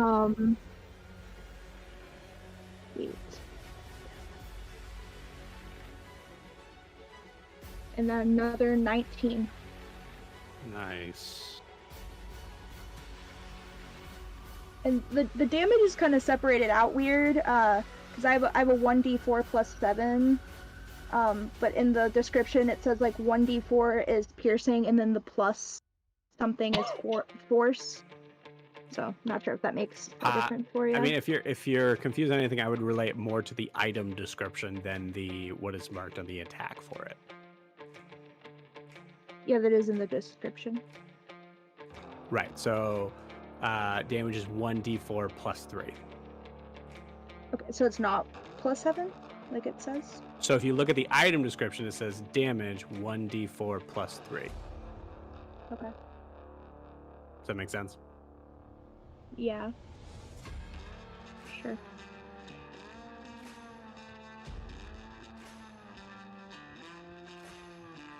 Okay. No, that should be 1d4 plus 7. Yeah. I was just I don't know saying why that that freaked out. it's different damage types. Like it was probably when I like leveled up or something. But it says 1d4 weird. piercing plus 3 force. Yeah, I would just make that up. That should be piercing. That shouldn't be force damage Okay. at all. I don't know why that says force damage. Cool. I just wanted to make sure. Yep. Good looking out. Is that end Saren's turn? She's gonna use her bonus action to throw one of her daggers, which would be a disadvantage, right? Since it's more than 20 feet. Yes. Yep. Actually, what's the full range of the dagger? 60? Yeah. Yep. Yeah. That is an 18. 18 hits. Go ahead and roll damage. Okay. And then the 3. 3? Okay. Yep. You got it. Awesome. It is now Gerard's turn, I believe. And Gerard is just gonna run up and just swipe his claws at the giant's legs. Cool. Same one. Yep, same one. You got it. That is a 15 to hit. 15 does not hit, unfortunately. And he is going to use his bonus action to disengage and run on the back on like right opposite of the giant on the other side of the tree next to Riley.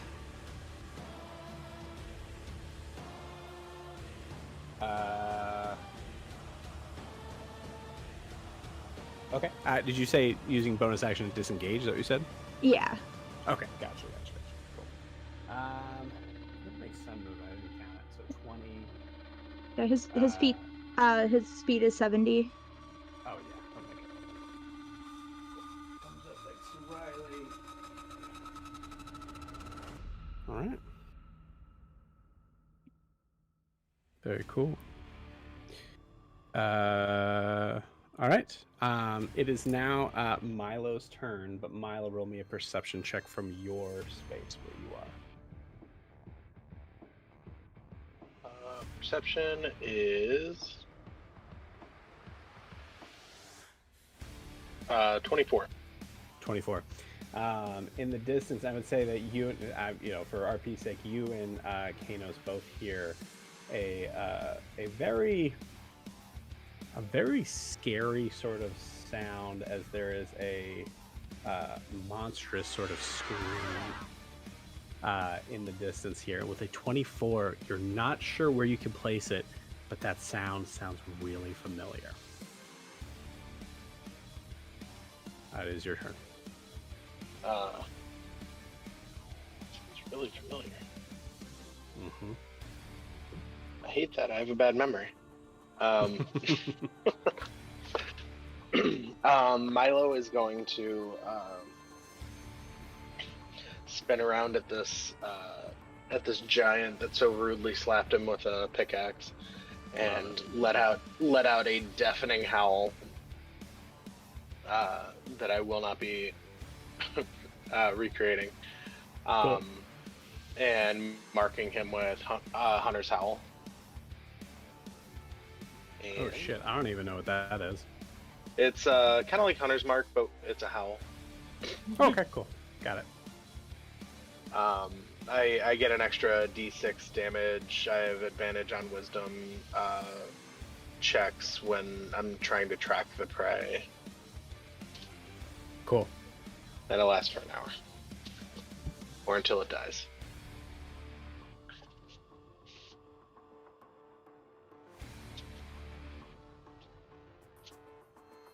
I love that.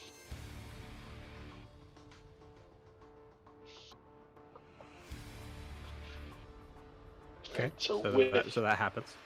Yeah, so with him marked, Milo is going to punch at his shin, the closest shin to him.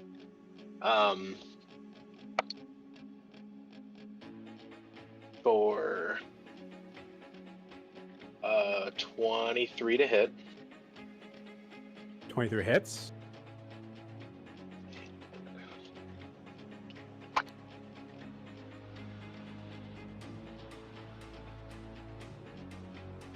For 13 damage.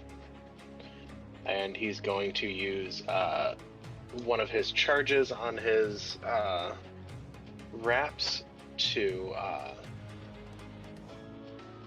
add another D8 for 17 damage total, and push and that's an or. Sorry. So he is going to swing with the other arm. So that was 17 damage total for that guy. Okay. And then swing with his other attack for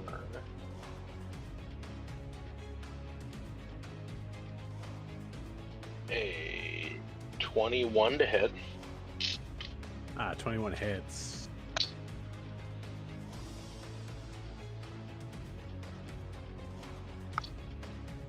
So that is 10 damage, and he's using another charge to send that giant 10 feet away from him. Okay. Milo's such a little dude too. It's so funny. Cool. As you just Not right now. and He's a you see super this werewolf. huge creature. There's no size thing with that, right? It doesn't. No, it says. Yeah, it just says or knocked back 10 feet per charge used. Cool, you got it. Yeah, you just sent. I mean, and it just makes it that much cooler as you close your fist and just knock into it as you see it get as this huge creature that is easily 5 times the size of Milo. Also, I forgot to mention this one also has 2 heads, so it's technically an Etten. So as you see it kind of getting clocked back, you see it kind of kind of scrape in, and then kind of you see one of the heads look up at you, and you see these bright pink eyes. You see the other head on the side is just crying, as Tall didn't seem to see the need to take both of them. Okay, we need to focus on the knights, y'all. That's awful. Oh, I know. That's the Milo is going to move 15 feet. Oh, I don't have directions here. Towards the tree. Just directly towards the tree.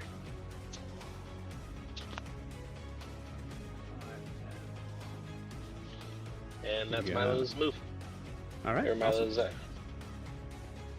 Cool. I'm going to try to move through these guys as quickly as possible. So we will start with Riley. Oh, Riley's pissed. Riley is pissed. She mad. I'm mad at Cerilius right now. This is his fault.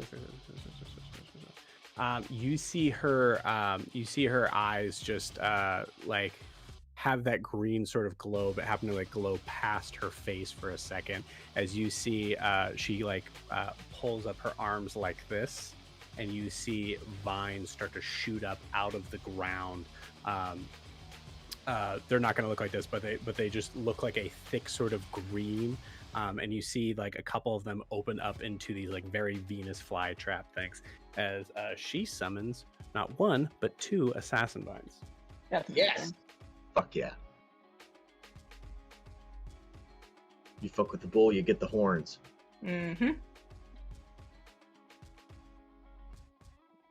Oh, and she has a range on that, so I think she can just put it up against.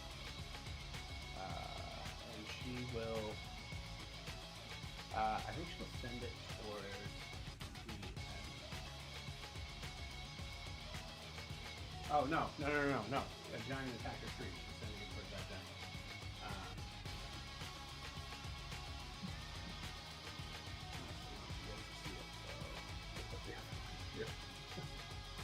Was there another enemy within 30 feet of the giant that I hit?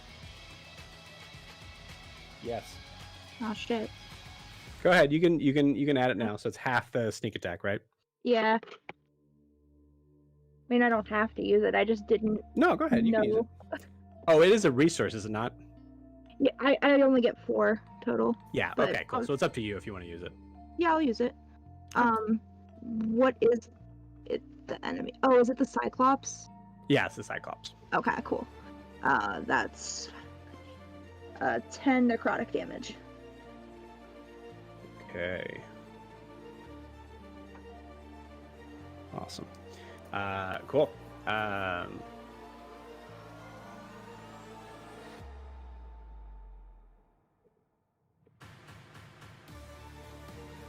have to pull up yet another stat block.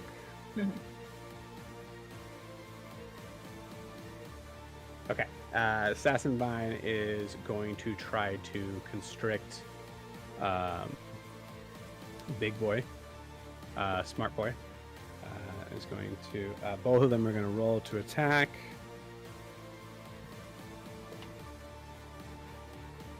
One of them misses with a 12. The other one misses with a 5. Yeah, they're there. They're in front of it. So if it moves, it's going to be a problem. But unfortunately, they miss with both of those. Just make sure Riley has a bonus action.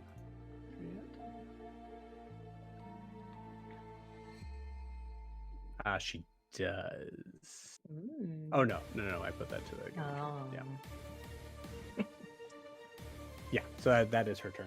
It is now Broomhilda's turn, who saw Guar get hit a couple times, specifically to the rock dude, and is going to fly over and zoom down in front of to kind of block out.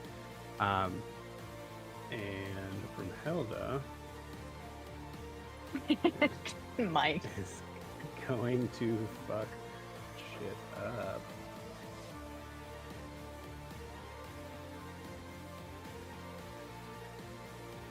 Yeah.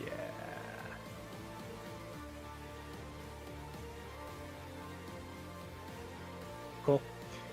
You see, well, I mean, the camera sees for sure. You see Broomhilda's eyes glow a very very bright gold as you see this kind of wicked smile go across her face as she is casting Phantasmal Killer. What? So I'll just tell you that so you tap into the nightmares of a creature you can see within range and create an illusionary manifestation of its deepest fears visible only to that creature. Target must make a wisdom saving throw, and a failed save, the target becomes frightened for the duration. At the end of each of the target's turns before the spell ends, target must succeed on a wisdom saving throw or take 4d10 psychic damage. On successful save, the spell ends. So, and this is at a higher level, so it's 5d10. So you see from the camera side, you just see the eyes go kind of glow gold, but there's like a quick cut as you see this as you see Broomhilda get bigger and bigger and bigger as the giant all of a sudden just becomes smaller. To the shape of being just over the size of a dog, and you see her just put her foot down on, obviously this is happening on his mind, but puts a foot down on the creature. I'm going to failed that because immediately frightened of it, and then at the end of its turn at the end of each of the target's turns for this balance. Cool, awesome. So dude is frightened as fuck. Cool. So that was that. When they're frightened, does that mean they can't take an opportunity attack? I believe. Let me check my thingy. Disadvantage on checks and attacks while source of fear is in the line of sight. Can't move closer to source of fear. That's all. Okay.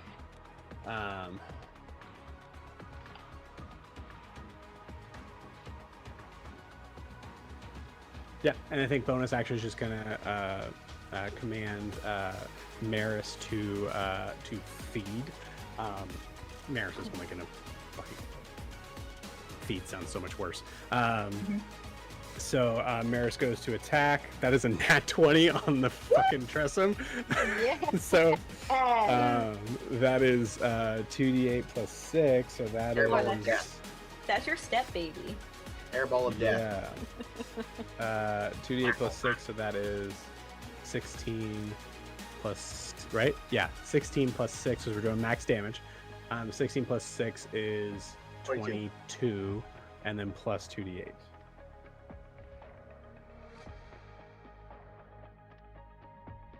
God damn. Ours a dad. Chris a dad, is that what you just said? Yeah. 8 damage on top of that, so 24 plus 8, right? So 32? Yep. 32. You must be so proud. 32 damage from Broomhilda, not bad. It is now Eldrin's turn, as well as King's. Eldrin looks up in the sky and what's the weather like today, Joe? It is actually that's a good question. You've let me roll before, but I want to know. You do see clouds rolling in, for sure, but I will say they don't look great. Not in a way of they look manufactured. They're not, so it's not. I mean, technically, even if it's manufactured, is it stormy conditions? I love it. I think it makes sense. Okay. Cool. So, Egwene, is that how you say his name? Whatever. Ingve. Ingve. Okay. Ingve is within 120 feet of me, right? I can see him. Yes. I can't move without an opportunity attack, like, right? Like, I would get hit. You're talking about the white plume knight, right? Yeah. I'm assuming that's him. If I move, I would. There would be an opportunity attack against me, right? From the Cyclops, yes. Yeah. Okay. I am going to. I'm going to cast Call Lightning at 5th level. Woo!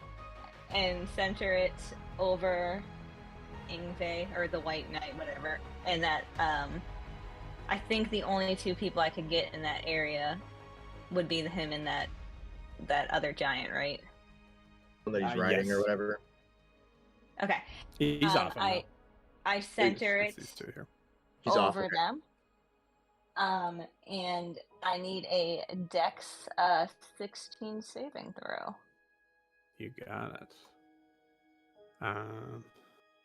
30-16 for the knight.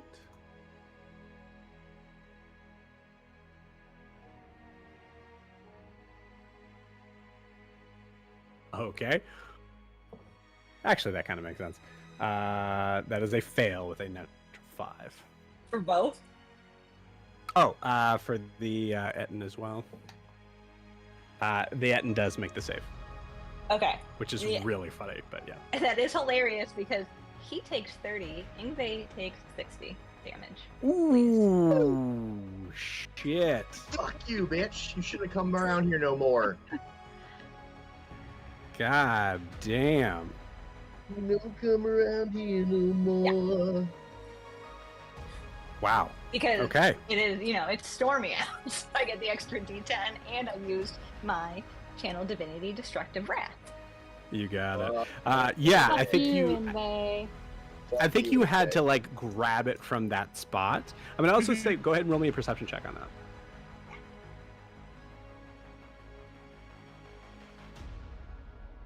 That would be 18 plus 8, 26? 26. Cool. Awesome. With that, you notice that as you pull lightning from it, you see it glow red. I don't know what that means, but okay. It's not pink, so that's good. Unless it's bad. Right. I don't know. Yeah, anyway, so, okay. Does it look like it hurts that White Knight at all, Oh, yeah, absolutely. He is hurting bad. Yeah. Hurting very bad. That's all I'll say. Okay, cool. I will say he is not hurt in the mechanical sense. No. Yeah. I figured that. That would be crazy. I mean, I'd love it, but it'd be crazy. I mean, 60 is a lot. It's close, I'll say. But yeah. Very nice. Okay. So Kanos then will let me just mark off that he's a 5th level. Kanos, if Kanos moves, he will get an attack of opportunity, correct?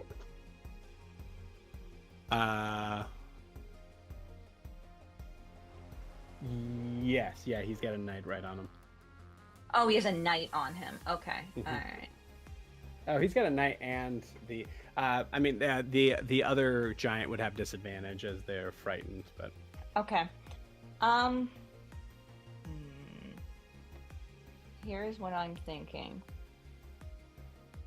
Kanos can't really die. He just goes back to the. Yeah, I would fully recommend sacrificing him. No, what I'm thinking is Kanos. Yeah, I'm thinking in Kanos's thinking is. So, what are the other knights? Are the other knights in like the white plumage, or are they in different? Like, because we know what the colors mean, right? Right. You only see one in white. The rest are in red. And we know white is the higher one, right? Yeah. White is the highest that you've seen. Okay. Kanos selfishly will just be like, I'm not helping Milo in this situation. I'm going after that one. In case it is the one that killed his brother. So attacks of opportunity on him, and he will move. Can he get there? Actually, he only has 40 feet of movement, but he only needs to get within 35 feet of them. Oh, he's going after the White Knight? Yeah. It's gonna be a little tricky because you got the Etten that you also have to get around as well. Okay. So it's behind that. So sorry, let me use the laser pointer. So Kanos is here, right? We'll take an attack opportunity from the knight and the other giant with disadvantage, and then it can be like, honestly, there's no way within 40 feet that he'll get there without taking an attack opportunity from the other one as well. Okay, he'll attack the knight that's in front of him. Okay. So when something says recharge 6, does that mean that like it could recharge on the next turn? Like, can I use it this turn? You can use it this turn. It is charged this turn, and you have to roll a d6 most likely, and it has to be on a 6. Okay, cool. All right. So he is going to use his trident with both hands and attack the knight in front of him. So first attack will be +7. Ugh. 7, 12 does not hit, right? Don't say ugh. 12 does not hit. Okay. Second attack. An 18 + 7, I'm sure hits. 18 + 7 for sure hits. As the first one kind of glances off the armor, and the second one finds space right in the middle of them. Okay. So that would be... let's just do his third attack, and then I can do all the damage together if this one hits. Cool. Does 16 hit? 16 does not hit. Okay. So he does... And I can roll the die, I don't use what it says, right? Like, because it says hit, and like it gives a number, but then also says that this is what it is. Oh, yeah, roll a die. Roll a die. Okay. Yeah. All right. Where's my D8?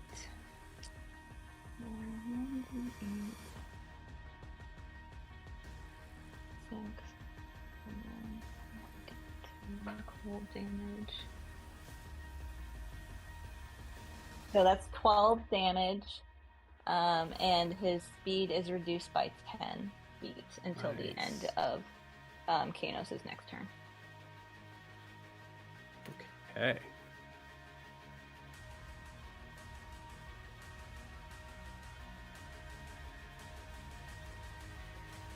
And I mean, Kanos also, feels a little inferior because Eldrin did 60 damage, but he's not going to do anything. That's fine.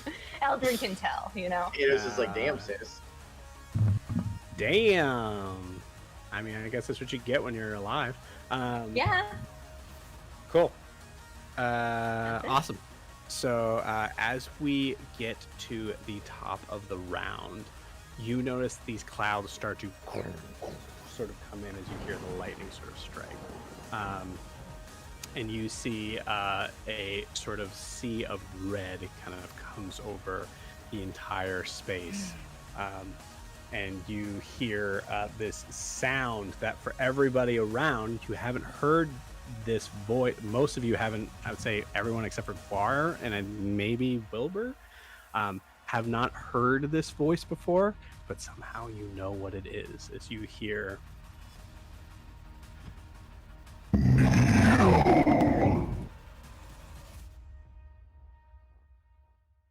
And I need everyone that doesn't have pink eyes to make a wisdom saving throw. What is the wisdom saving throw for? An ability, not a magical spell. Okay. 24. 24 saves. Makes sense that you save. 20 not bad. 20 saves. 15. 15 fails. 12 fails. That's me. What is fails. if I don't have a saving throw thing for Kanos, I just do his wisdom? Yes. I will say, let me know if anyone rolls a nat 1. Kanos also got a 4. But that he doesn't get to add 8 like me, but he still fails. Okay, so that wasn't a nat 1, right? No. Cool. I'm guessing that switches over. They're bad guys now. Wilbur? Wilbur's saving throw was 22. Cool, that saves.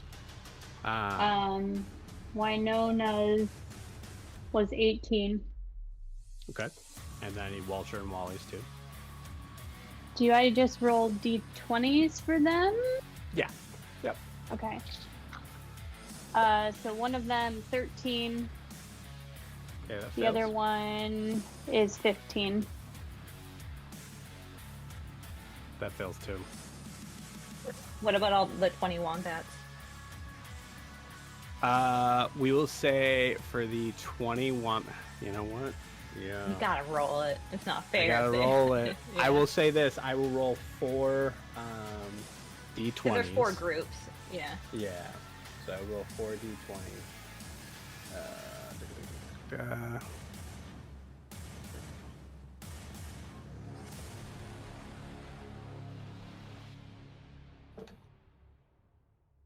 Ooh, one was close. Only one saves. So the rest fail. Babies.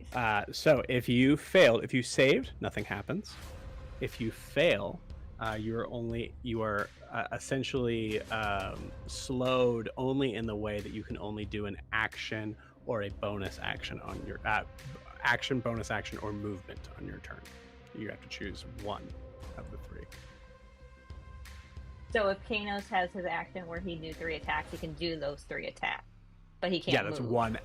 That's one. That's action. one action. Yep. Okay, cool. Yep, you got it. Did Broomhilda and Riley save?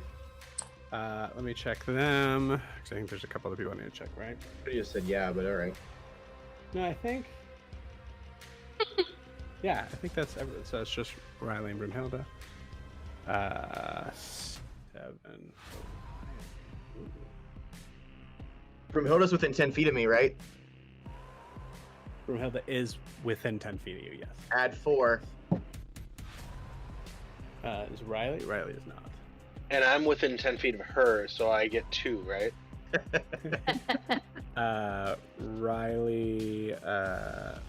Riley did fail. Fuck. Damn. But she seems to have oops. range spells, which is good. What about her little monsters? Do they have to do anything? I would say they don't, because they don't have ears. Oh, nice. Yeah. You said it's a plus 10. Is that what you said, or plus 4? Plus 4. Yeah, Plus yeah, 4. plus 10. Yep. Mm-hmm. Plus 10 would be amazing. Look, the power of love. 8 plus 4 is 12. Plus 7 for Broomhilda is more than enough. So she makes this. Is this something we get to Riley does roll not. on each, like, or is this the whole combat now? This is a lair action. I hate it. I know you do. The cool thing is that this is a competing lair, so that means that it is also the Giving Tree's lair action now. Ooh. Everybody roll 2d8, Yeah. and whatever you get, go ahead and add it to your HP if you've gotten hit. I like that. As you see a glowing presence kind of push back the redness, and everything kind of moves back to a normal state. If So, we're yeah. not damaged, do we have like temporary? Absolutely HP? not. No, ma'am. That was a Come good try. I on. would have asked the same thing. I liked it. I give you an inch, and you ask for a mile. Unbelievable. Okay. I don't know how Uh, things work. Yeah. I don't even know cool. what a lair action is. So They're it is. awful, and we So hate top of the round, it is actually Guar's turn first. Fuck We yeah. also How hate close? legendary actions. How close am I to Ingbe? Not at all. Okay. Can you smell the sizzling, though? How close am I to any knights? I mean, over the yurt here, can you see where you are, man? Yeah, I can see where I am. I just can't see where the knights are. Right there. Okay. 5, 10. Well, I mean, Broomhilda's technically above me, so No, she can't be above you if she got that plus 4. yeah, you're right. Okay. 5, 10, 15. I mean, I think I can get within range. What are you trying to do? Kill the knight. Yeah. Okay. How? Get close enough to stab it in the face. I hate you. Okay, because like It's either that or I go after, like, there's really no one near me, really, except for, like... Are you using your halberd? So you have reach Yeah. with your halberd, right? Yeah. So 5, 10, 15, 20, 25 would get you there. Okay, yeah, I'll do that. Hey, you got plenty of room. You have Yeah. you have 30 feet of movement, right? Mm-hmm. I do. I mean, 5, 10, 15, 20, 25 gets you within 5 feet right there. Right. And I only need to be within 10 because I have the reach. Yeah, so why don't you, we'll say you take So it. I'm going to stab that knight in the face with Celeste. Okay. Before I do that, I'm going to cast Hex. Okay, good call. Yep. So I cast Hex on that knight, just at first level. Let's see, so that's an extra plus. Yeah, +6 necrotic damage. Okay. And then that's a dirty 20 to hit Dirty 20 hits. for my first attack. Do you want to just roll both attacks, or should I roll damage first? No, you're good. You can roll both attacks. Okay. And then that's an extra. That's a 22 to hit. 22 hits. Cool. And I'm gonna smite for both at first level. So that's 3 spells. Okay. It would make a lot more sense to just smite once at a higher level, in my opinion. Okay, fair enough. I'll smite once at second level. Okay. So I'll roll damage first, and then I'll do the smite. So. I think you might only be able to smite once per turn, too. I'm not sure. Well, that works. That works. All right, D10 plus 4. That is an 11 to hit for the first attack. 11 damage. Okay, cool. A 10 for the second one. And then 3d8. Are you adding the hex on each of those? No, not yet. Good call. So that I got an extra 3 for the first attack. Yeah, just give me both for the hex. Another 3. Got it. Cool. And then give me that second level smite. Okay, and then that's 11 plus 6 is 17. 17. Ouchie mama. Okay. Cool. Still up for sure. Anything else? I think that's all the things that I can do. So. Okay, you got it. The giant is going to use their action to make a strength saving throw to break out. That's kind of cocked. That was the exact same number. It's got to be at least 6, which I imagine it probably has. It has exactly 6. So yeah, it does break out of the trap, but needs to make movement over to Guar. So, Saren, give me that D20 again, please.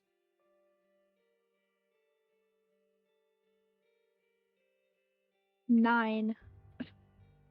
Cool. Manages to be able to ignore any other traps that are along the way and moves its way over to Guar to attack.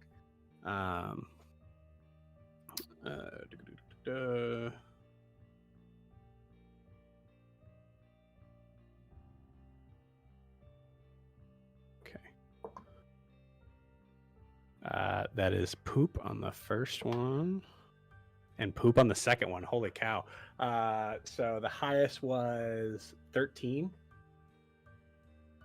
So I assume that doesn't hit Guar. You gotta talk. Talking to me is more important than typing a joke in the chat. I wasn't typing a joke. I was actually typing a theory. Excuse me. Okay. They both missed. Okay. Thank you. Cool. The other one is oh man, it's frightened. What the fuck is it gonna do? I guess Kanos is still there, so it's just gonna attack Kanos with disadvantage. So disadvantage, that was an 11 plus. That's a dirty 20. Yeah, that hits. Okay. That is 3d8.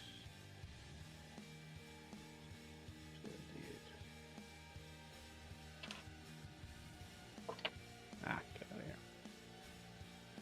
Step let's say is 15, 16. 16 plus 6 is 22. 22 points of damage.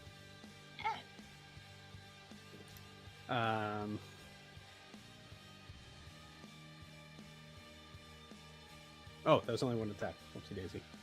I was going to make a second attack with disadvantage. And that's what I get. That's a natural 2. That's definitely not going to hit.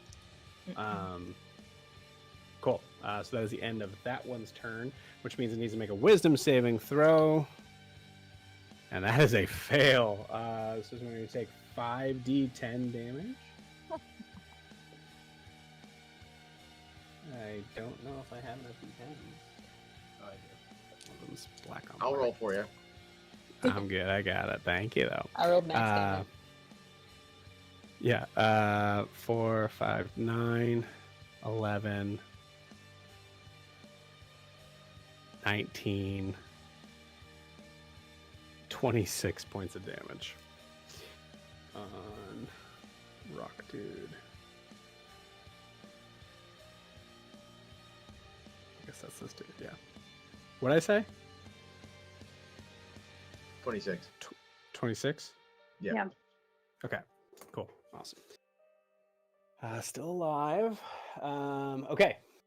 It is now the I'm rooting for these Ettin's giants. turn. The Ettin has to move forward to go and try to attack Milo. Which means, give me that D20. Kayla, Me? excuse me, sorry. Oh. No, Kayla. My bad. Oh, good. 16. 16.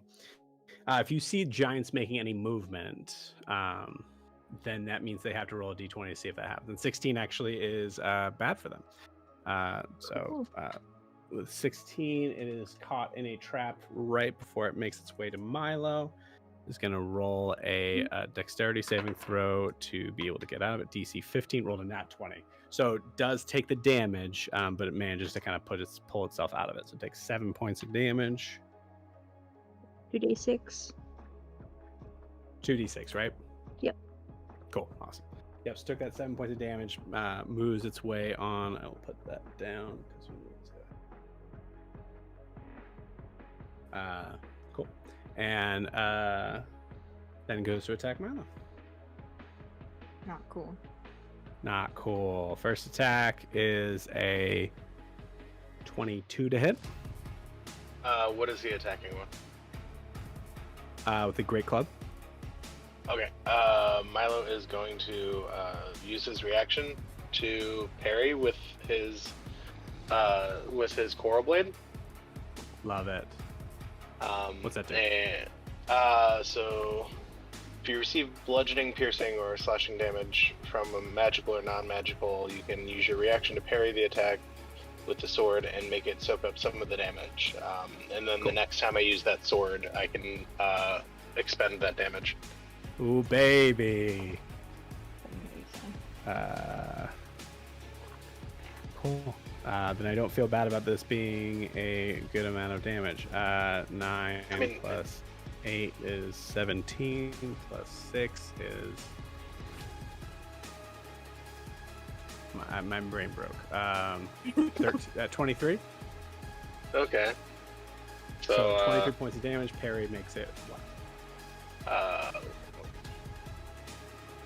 Okay, now my brain broke.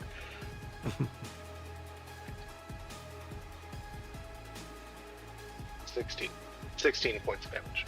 16, nice. Cool.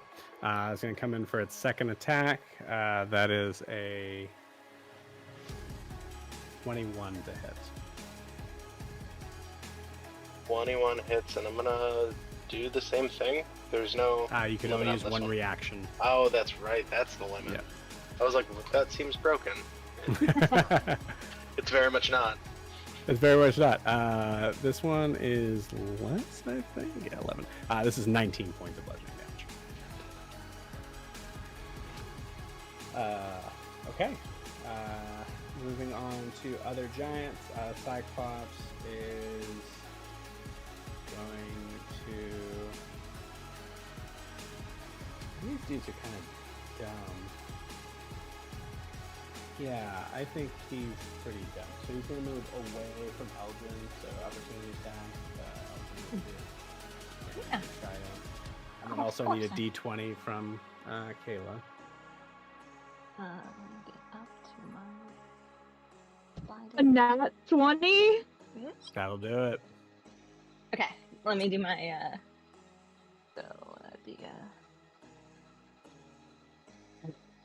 So I'll Nat say with one. a nat 1, love it. You're like,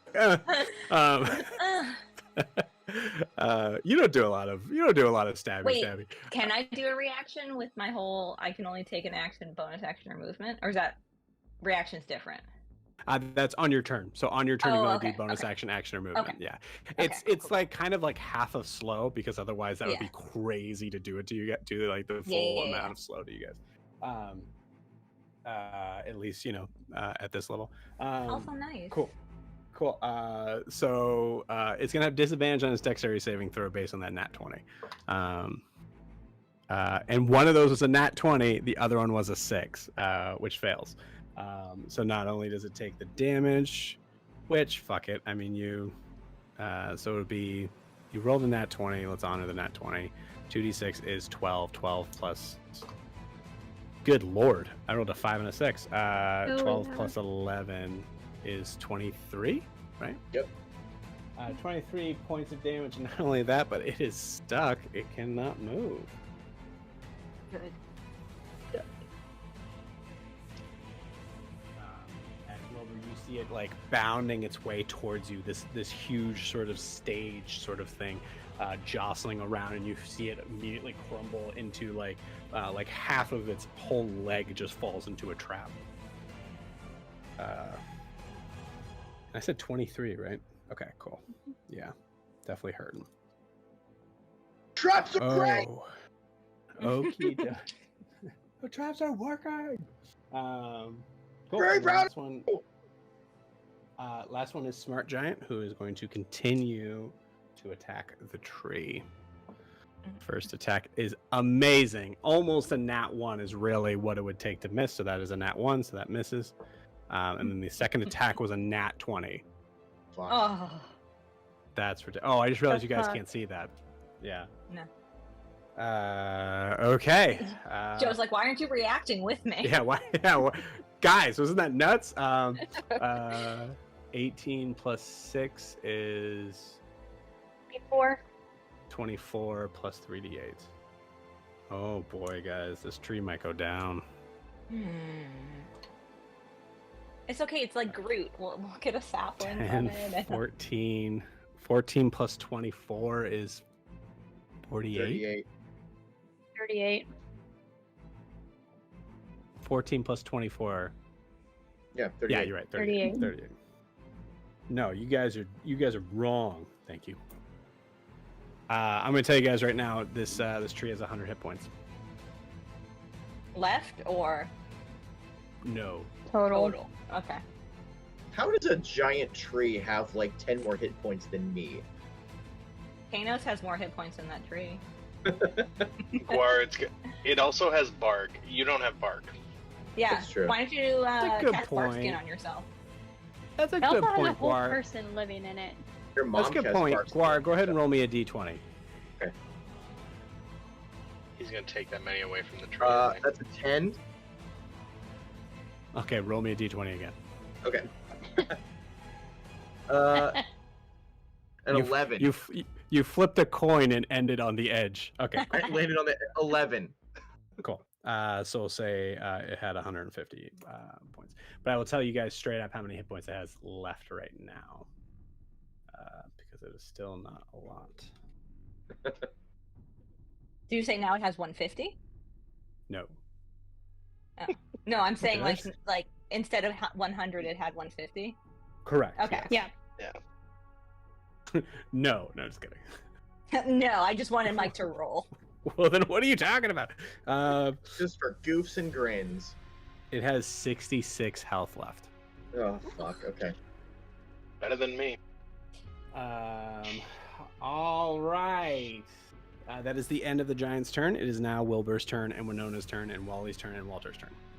Oh, actually, I forgot our at the top of the our order we wombats had. We forgot the wombats, which they all failed except for 5 of one. them. So I'm going to Except for say that one it was group. only. So Yeah, that so would it was mean only. like 5 of them didn't. So it's only a D6.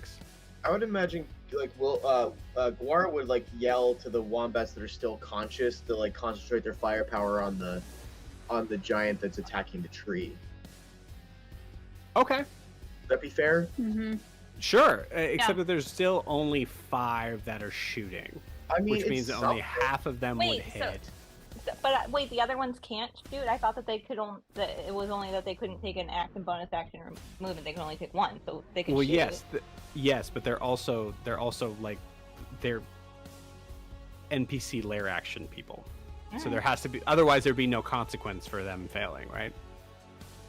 Yeah, that's what we're asking for. Yeah.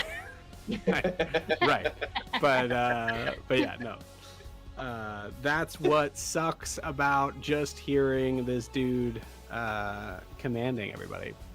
So I will say I'll add another, because that was 6. I'll add another 2d6 because it's being focused on one creature. So that was 10 points to Smart Giant. Ooh, baby, we're getting close. Fuck yeah. 1, 2. Let's go. Yeah, close on Wilbur's former friend. Wilbur, is your turn. Tim. We're not friends.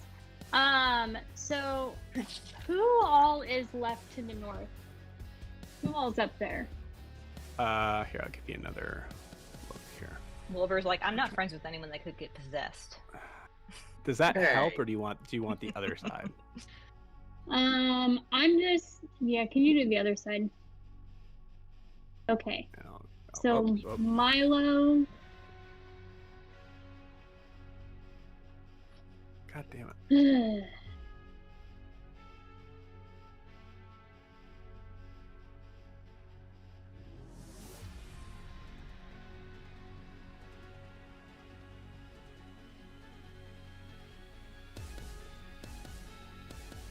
Where's Ingve? The White Plume Knight is. He refuses to tell us a thing, Bay. There. Where? Sorry, I can't see. Behind the tree, currently behind Joe. Yeah, I guess. Yeah, I'm sorry. Right where I am. Oh, okay. So he's like way back there. Oh, little bitch. That chicken shit. Right there. Mm-hmm. All Little right. shit bird. You think that's how his plume got wiped? You actually just have line of sight of him without moving. Yeah. How far from me is he? 5, 10, 15, 20, 25, 30, 35, 40, 45, 50, 55, 60. He's within 60 feet of me? Yep. All right. I'm gonna shoot a lightning strike at that motherfucker. Get him. Yeah.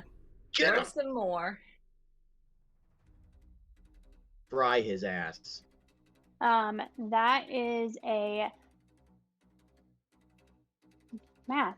Jesus. 26 to hit. That is a 26 master. hits for sure. That definitely hits, Math Jesus. All right. That was my nickname in middle school. I was very popular. Mm-hmm. 19. I constantly Plus would fail tests and then 3. manage to get them next time through. That is 27 damage to Ingve. Ooh, shit. 87 total. Holy shit. I Yeah, love that that's a you're lot. keeping track. Yeah. That's my brother. That's my Um, brother. There's no shred of my brother left in him. Oh, what if there is? And What if he looks at then- you with those eyes? Then we'll say goodbye. And For we'll be fine. my bonus action for lightning strike, does it have to be a different creature, or can I hit him again? Did you fail or save? I saved. Yeah. Okay. Everyone she saved saved but me and Kana. Okay. Yeah, Really? I no. thought I would say and Milo? Yeah. And Riley. And Riley. I just care about the Tritons, I guess. You know? So like a lot What of else is people new? failed. Racist. Sorry. What are you asking, Wilbur? So if I hit with lightning strike, does it have to be a different creature Yes. that you can then use? Okay, damn it. Get a knight. Get a Is knight. that I mean, that Ettin's Yeah. right there. You actually have another knight right next to him. yeah? So Nice. as long as that other knight is within 30 feet of him, I will do lightning strike at that other knight. You got it. Go for it. Perhaps we haven't broken concentration And- for many of the knights yet. That's a 25 to hit. That I son of a love bitch. that laugh. I love that. That's such a good. That's inspiring. 25 hits for sure. Get inspiration for that laugh. Mhm. 6, The glee. 11, 15 plus 3 is 18 damage. Yes. 18. Nice. Cool. And that is it for Wilbur. Well done. Cool. We got Winona, Um, Wally, and Walter. Winona is just all alone, her lonesome, just hanging out way out there. I want to show you guys. on this That's side. what I She's wanted her to do. She's just way over there. I wanted her to stay farther away. Yeah. Yeah, she just needs 60 feet, right? I mean, she's a healer, man.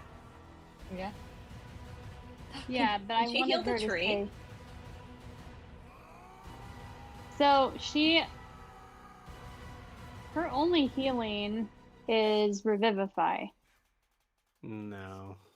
No, it's not. Joe. No. No, it's not. Wait, I'm trying to get back to her. Can't be. No shot.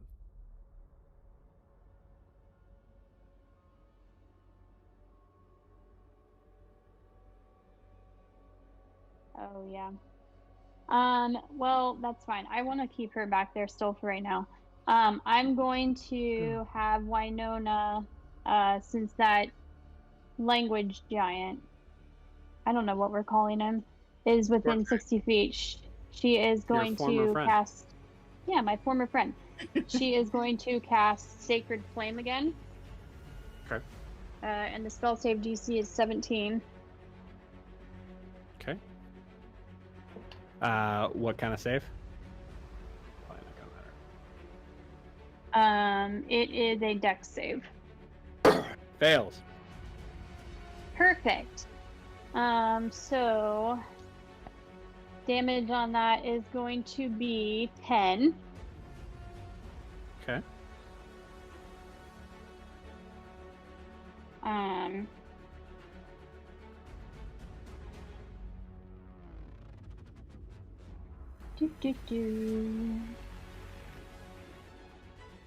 And then as her bonus action, I'm just going to have her cast Spirit Shroud on herself. Okay. Because I think I have an idea. Okay. Cool. And then that's it for her. You got it. Alright. You got Walter and Wally. Alright, and I'm just rolling d20s for each of them. If you want them to stay where they are and make attacks.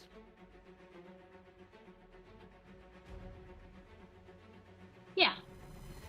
Okay. So the first one is 16. Who are you trying to hit? There's knights within range of them, right? Are those Yes, knights there are. over? Yeah. Yep. So just right like the, yeah. So one will hit at each knight. I can't talk. We'll fire at each knight. You want to hit one on each night? Yeah. Okay. So the first one I said was 16. Second one is 19. Get him. Both hit. Get him. Roll me a D8 on each. And add 8. one. So 9 and 5. Thanks for the one, Joe. You're welcome. Okay. So, I wish I had written up this plan earlier, just so I could show you guys that I am not being mean on purpose. But you did leave Winona all on her lonesome over there. Okay. So it is the knight's turn as more knights come. You see 3 knights with yellow plumage coming up on this end. Damn it. I'm gonna kill Thorilius. We're up to 8 knights now. Yep. 1, 2, 3, 4, 5, I think they're the ones that can do ranged attacks too. 9. Okay. One second.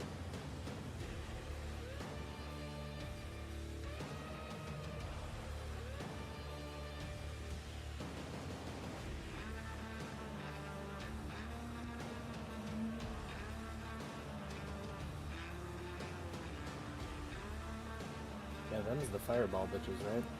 Yep. Yeah. Yep. What is Winona's HP? 66. Okay. Oops, that's not a D20. Fine, just do it anyway. Those are 2 saves from Winona, surprisingly. I believe. What is Winona's dexterity? Oh, she had minus. Yeah, -2. Okay, Oh, so those shit. are 2 fails. And it's a fail.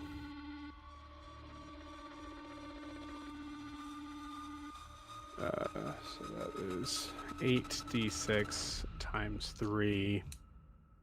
It's up to you guys. I can roll them separately, or I can just times this by 3.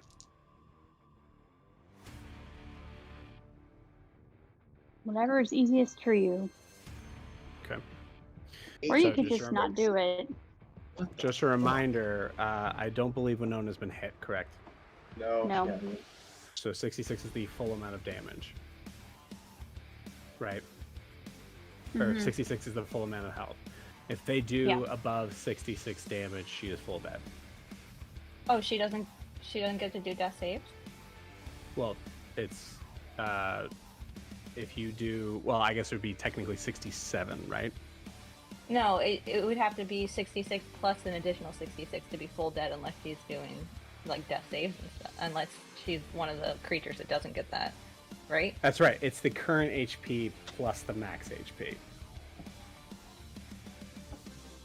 Well, it's just That's that if what you it go, yeah, if you go to 0 and the damage is past your full HP, like I took Well, negative. you don't have to 90 go damage. 0, right? It's the leftover, yeah. Which we're saying we're Yeah. saying the same thing. You're right. Okay, Okay. cool. So there's a good chance that she's not going to full die here. Well, there's a chance. Okay. So I'll roll these separately because this is kind of an important roll. So Yeah. 1, 2, 3, 4. Yeah, 8d6. Okay. That is 9, 10, 15, 20, 29 on the first head.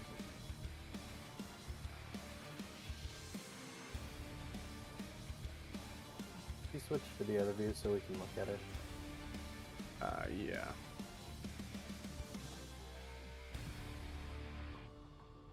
Uh, 29 on the first hit. 10, 16, 18, 20, 27, 32. Right? Yeah, 27 plus 5 is 32. Yeah, 32 on the second hit. So that's what, 61. 60. Someone keeping track? 61. It's 6. Yeah. 61. 61. Good. We should be all right then. So 5. Yeah, what was I thinking? Yeah. 5, 11, 13, 14, 20, 26, 29. So she's actually dead. not even so she's dead, or excuse me, she's unconscious but didn't even take death saves on that. She just saved the second one. Okay, cool. All right, Winona is down, but no death save at this moment, or no death fails at this moment. Okay, that was those knights. Now we are back to our side. I'll do this. Yeah, I'll do this. All right, the 2 over here are going to shoot 2 firebolts at Wilbur. Yes. 2. Well, not 2. They're gonna both send a firebolt at Wilbur, is what I meant. They're gonna 1 misses for sure with a 3. Excuse me, 1 second. The other one was an 8 for 17. That hits. Okay. That is 2d10. 6 plus 9. 15 points of fire damage. Okay. This one. You have some tricks up there, so you can.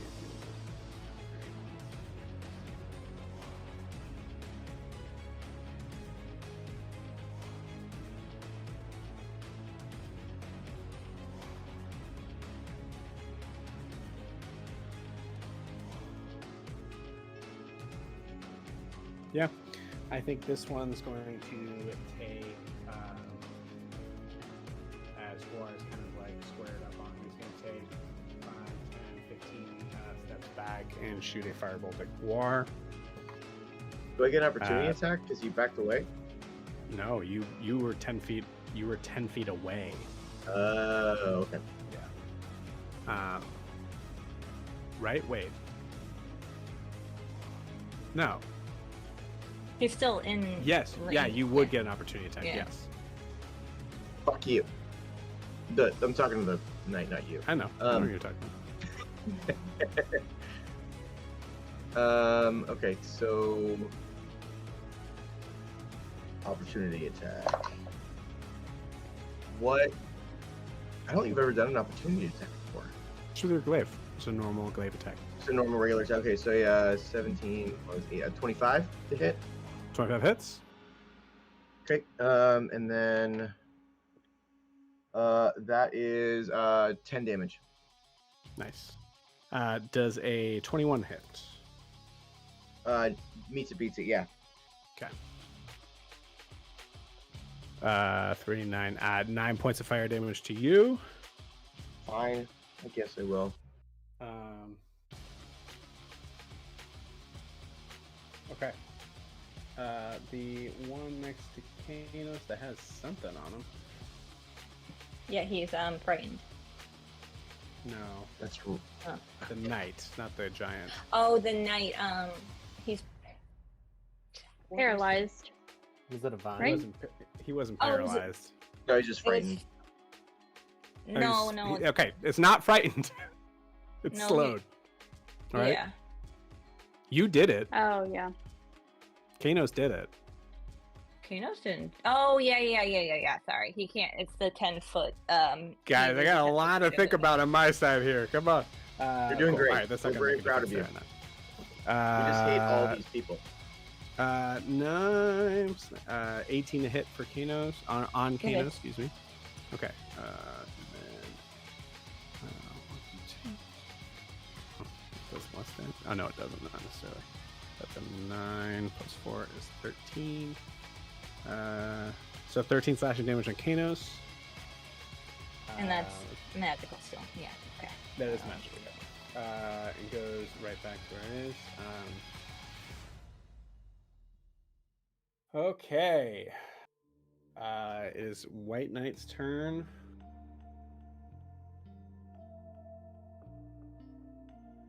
I don't like the music change. Brimhilda's on the ground.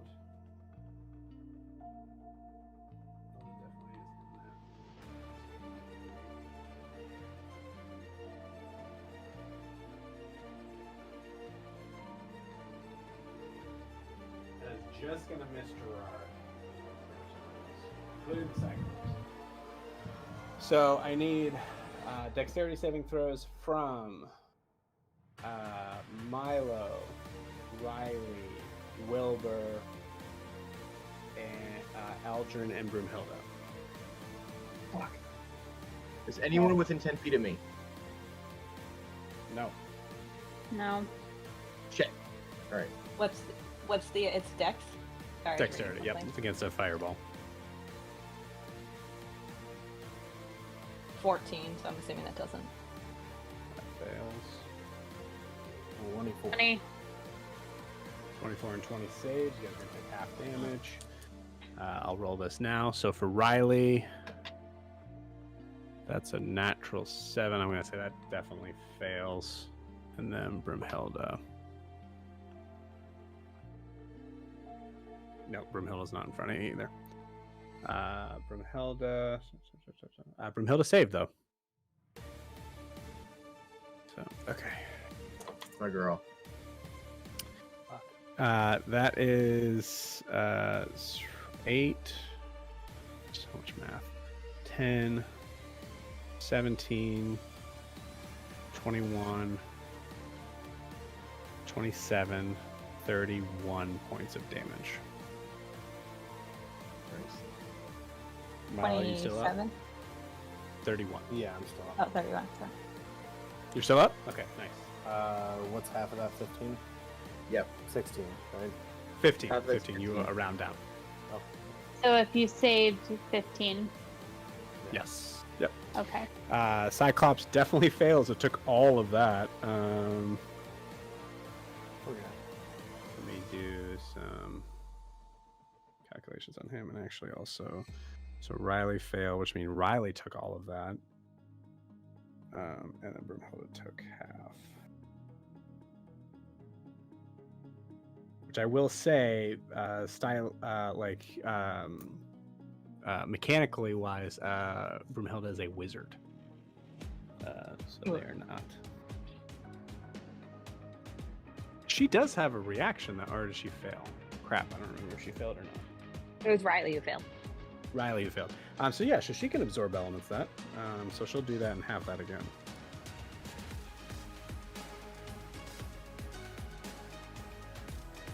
Cool. I gotta see if the Cyclops is still up. Hold on. Oh, I have to roll deep concentration, right? Yes. What is it? It's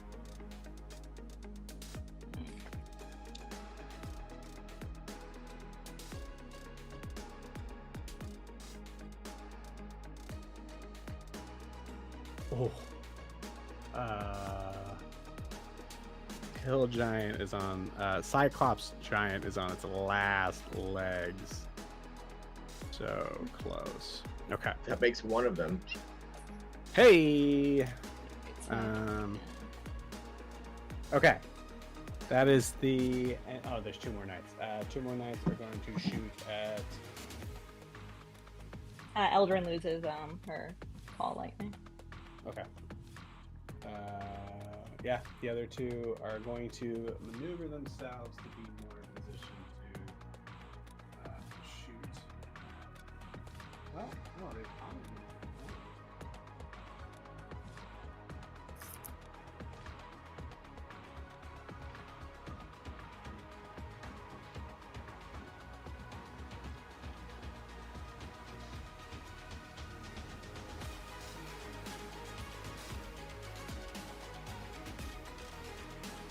They're both going to have line of sight on Wilbur, and they're both going to take shots at Wilbur.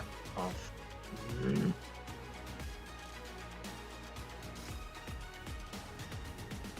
Okay.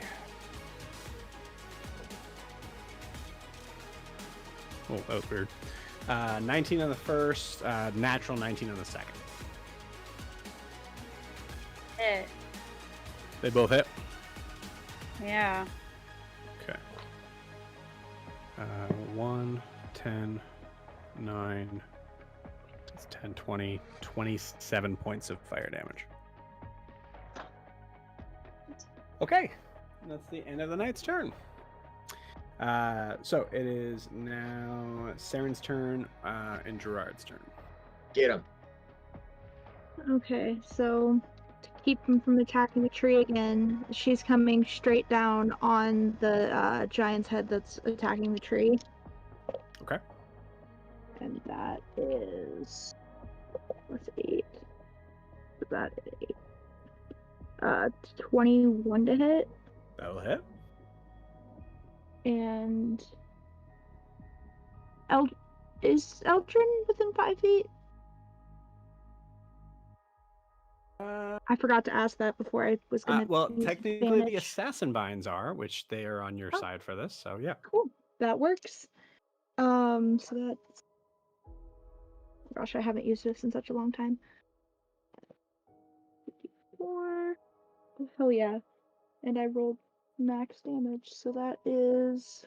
Jack Healer. Let's go. 8, 12 flashing on the first hit. And then my Nice. sneak attack is 10, 13, 15, 16, 17, 23. 23. Jeez. Let me do some math here.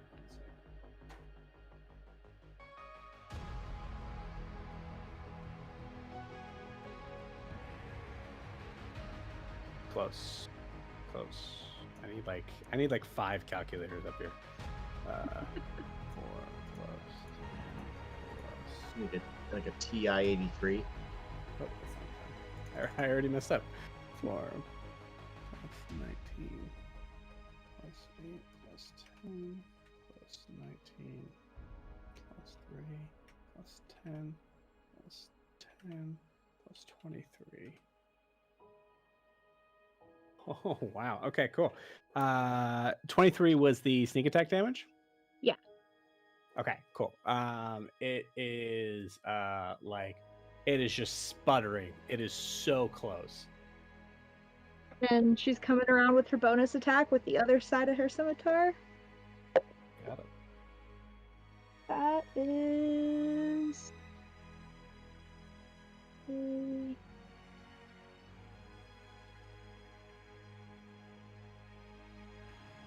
24 to hit. 24 hits. And I just do the... So you came down out of the tree for this. Yeah, she's still not gonna land on the ground, but she is like swiping at its head from... Ooh, like anime style. Yeah. Like Close it's to the tower. very Attack on Titan, like hit the back of the neck. Ooh. And that's just the 2d4s then. Okay. So, 6. 6. That is exactly the amount that you needed. Oh, Tell me yeah. how you do this. So she swipes at his head with the first one and comes back down and just right through the neck, like stabs down into it. And as she comes down and lands like behind it, she opens up her hand and a little vial of ink appears. Yeah. Take that fucking soul, bitch. Not you're not a bitch. The giant is. And now she doesn't have disadvantage on dex, which luckily did not come up yet. That's right. Yep. Very cool. Awesome. And her soul is back in her body. Her soul is back in her body, that's for sure. Let's go. Cool. Anything else for Saren? Nothing else for Saren. Cool. You could send that if you wanted to. You wanted to send half of that. Is there anything else within 30 feet, though? There's a knight there, and I would say within 30 feet, the Cyclops is actually right there too. Oh, there is a knight there. Shoot, yeah. I will send the half sneak attack to the knight. Okay.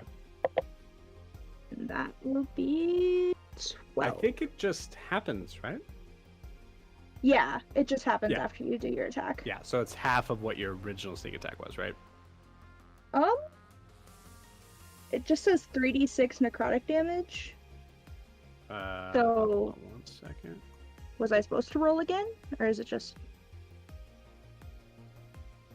No, I was saying for your what's it called? Wails from the Grave. Wails from the Grave, yeah. You can target a second creature you can see within 30 feet of the creature, and it takes 3d60 cards. Okay, yeah, no, I for some reason thought it was. Oh, it is half of what you would roll for sneak attack. Yeah. That's where I got confused. Yeah, so it's 3d6 instead of 66. So I rolled 12. Yeah. Cool. Awesome. This is 12. Which is pretty much half of what I rolled anyway. Okay. Yeah, that is. That's funny. Okay, cool. All right. How far away is that knight from Gerard? The same one? Yeah, the same one. The one that's closest to Eldrin. Definitely within 70 feet. I'm just gonna have him attack the Cyclops instead, Okay, you got. because I want him to be able to back up again. He doesn't have a ton of hit points, so he's gonna go at that Cyclops with his claws. Ooh, that is a 24 to hit. 24 hits.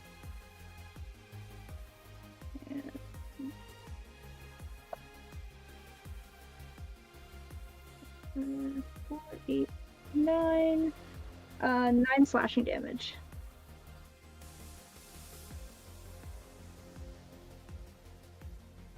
So close. On death's door.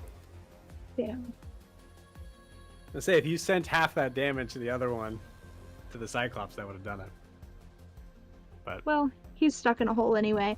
he is stuck in a hole. It's true. He's not going very far. So Yeah, so Gerard's gonna disengage again and go like 10 feet behind Riley if he can make it that far.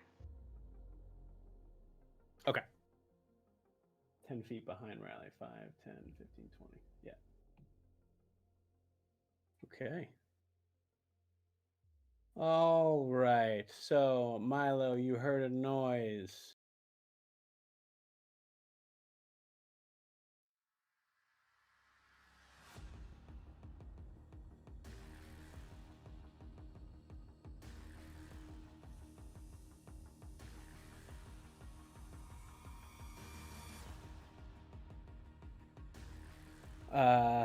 Okay, yeah, that would be effective. So Milo, you hear that noise again as you see a figure appear that may or may not have haunted your nightmares since you've seen it all the way back in Brunte. As you see a Woe Strider, the very first boss that you guys faced, I remember God damn that. it. makes its way out to the field. Put it on the top view so you guys can see.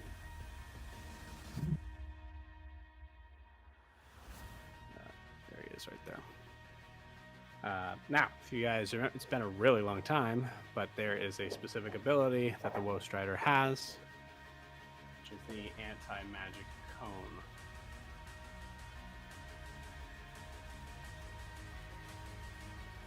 Which is going to affect Brumhilda, Wilbur, and unfortunately, just make sure this.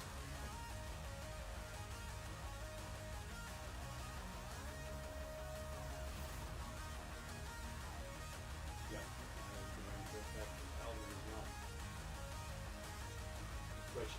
Eldrin, you already had your spell broken.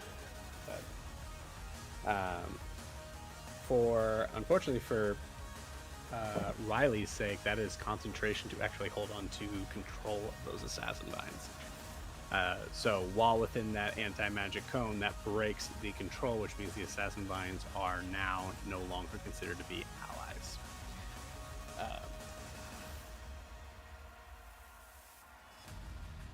So it is only able to come up on the field and do that. But on the end of Riley's turn, which would be their turn, they are going to be moving at random and attacking at random. Okay, Milo, you're up. Milo is going to use his bonus action, disengage from Big Boy over there, and run over to the tree in the northwest, to the south side of that tree.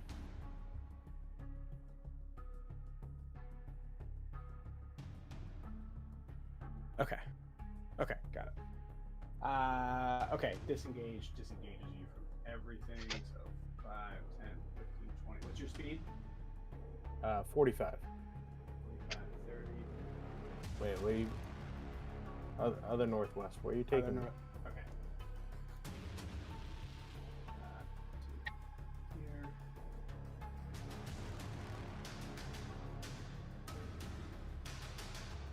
Yeah. So that's 40 there. You can even move back from there if you wanted to. I'm okay there.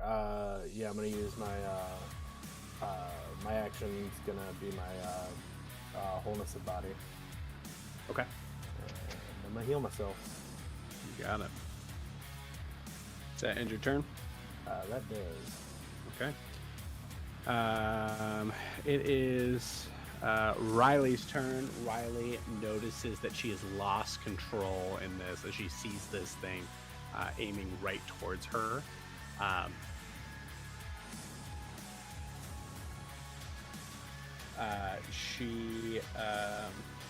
going to have her roll an intelligence saving throw because she's definitely not seen a Woe Strider before. That's not a good roll. So I will say, RP-wise, you see her yell out to everybody, "I've lost control. Stay away from the vines." And then she's going to shoot a spell at the creature that just fizzles out before it gets to them.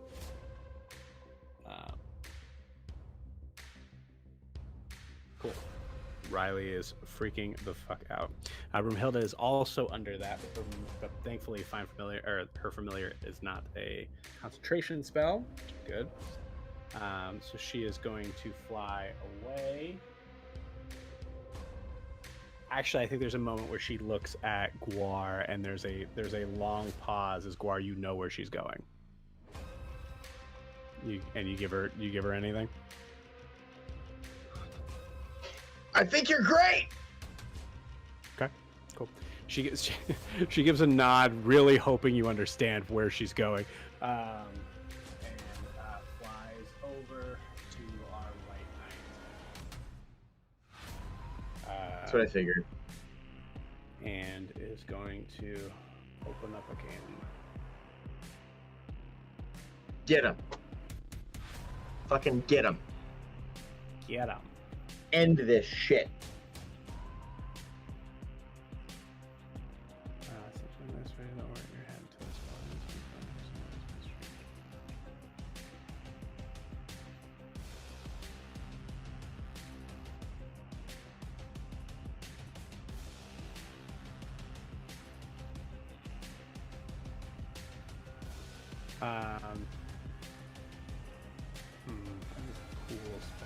She would cast it now.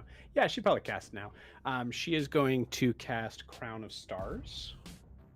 As you see her eyes just kind of grow bright, and you see this like halo start to appear above her head and break apart into 12 little sort of like dodecahedron sort of stars. Real quick, Guar can't help but think like, wow, she's so pretty. As you're just yeah. Is gonna spend her bonus action to we'll say that kind of goes along the way as she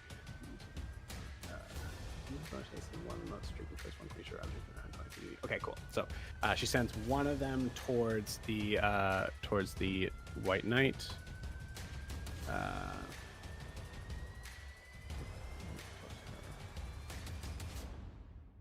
Jesus. Okay, yeah, that's gonna hit, surprisingly.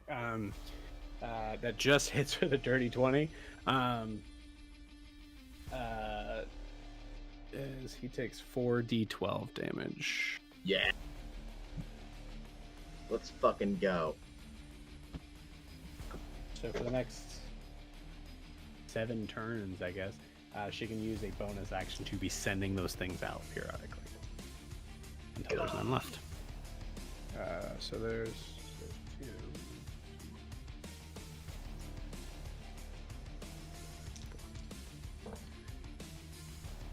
It's a 12, 7, that is 19, 20, 27.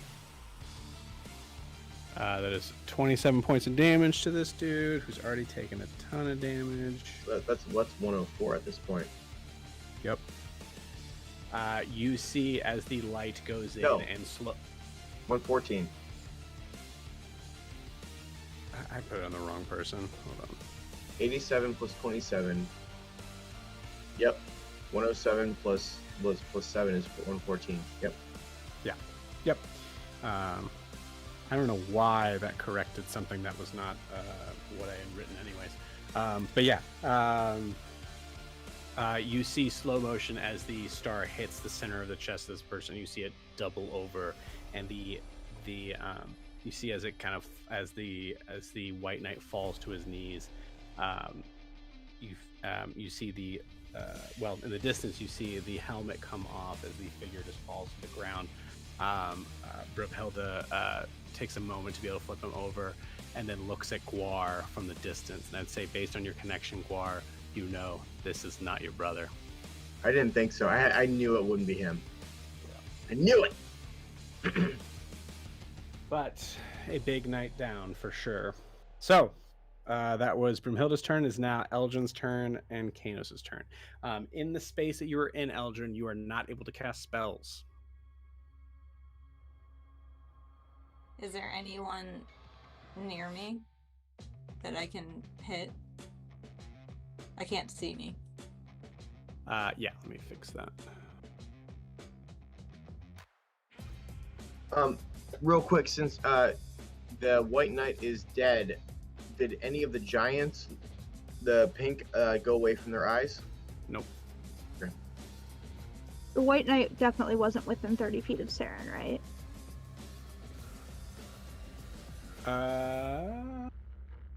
No. Okay. Yeah, 50 feet. Okay. Yeah, you see a knight within 10 feet of you. There's a knight within 10. I mean, I can't move to it and then do anything, so because that doesn't go away, right? No, it's an area of effect. No, I'm saying right? what Paul did to me doesn't go away. Oh, what Tall does to you, yeah, it doesn't go away, yeah, because we made, yeah. So you would either be able to move or action, right? So. Mm-hmm. Oh shit! Yeah, so that really fucks up Eldrin. Mm-hmm. I'm going to use my turn to try divine intervention. Okay. Let's see. Is that that's not a spell? It's a feature, right?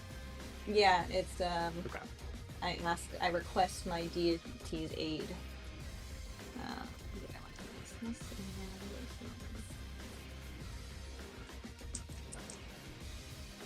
Don't worry, guys. It'll be a waste of a turn. Yeah.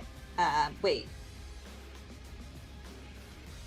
A 0 is A 100 or a 10. Wait, how do you roll then? Oh, okay. So 70 and a 0 would be 70. 80, I believe. It'd be 80? Yeah, because the D10, the 0 is 10. Oh, okay. Alright. Yeah, I'm good. Nothing. Okay. It's Kanos' turn. He's going to attack the knight that's in front of him. Okay. Let me roll a d6 to see if he gets his freezing strikes back.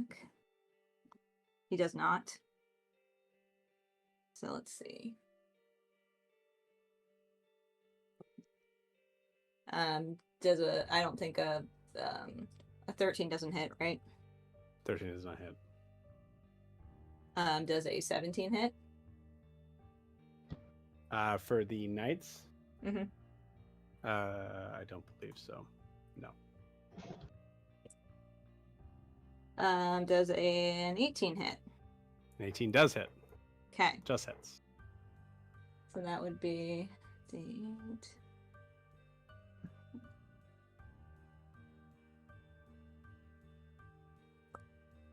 $8, 9, 10, 12 damage. And that's it. Okay. Yes. All right. That's 12 damage on this one who's already taken some stuff. Okay. Cool. 12. Got it. Make sure I'm being... Okay, so White Knight is gone. Yeah. Okay, cool. All right. Cool. All right. Oh shit! I forgot. I've completely forgot the Assassin Vine's turn. So the cool thing is that the Assassin Vine that is right next to the Eldritch Knight, there's no reason why it wouldn't just attack the Knight, because it's right there. So it's going to attack the thing that would be closest to it. So it's going to attack the Knight. Okay. That's a natural 19, which is definitely going to hit, which means that they take 4, 5, 9 points of bludgeoning damage and are grappled and restrained, and is going to take 66 poison damage at the start of its turn. Assassin Binds are fucked up.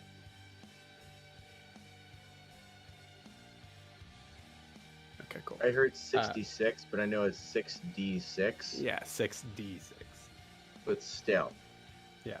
The slowed only happens like until the beginning of the next turn or something, right? Eldrin?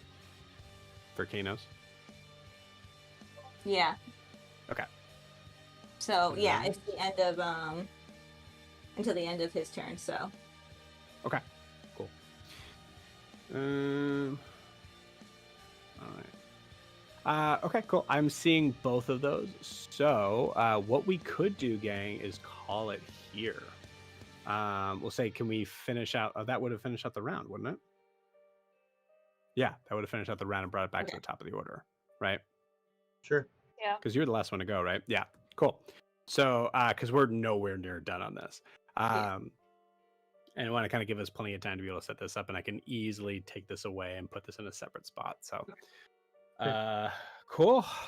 All right. Well, let's take a break. Let's take a pause here for a second. You guys are doing good. So stressed. I don't feel like we're doing good, but okay. What do you mean? I'm down to 34 hit points. What the fuck do you mean? I mean, you guys are. So, I mean, we'll talk. Well, does the tree like keep healing us every round as long as it's still alive? Yeah, it would have. I think I forgot a heal, didn't I? Well, I think you the did. round is over. You forgot that and a tall thing. So. No. Wait, no, I didn't. Is it every round? We've only had one healing from the tree so far. The end of the second round. Right, but the first round it didn't heal because it wouldn't have needed to. It did. It did. I got healed. Yeah. No, I'm saying that like at the very beginning, at the top of the first like sort of level of round, it wouldn't have healed because tall also wasn't there either.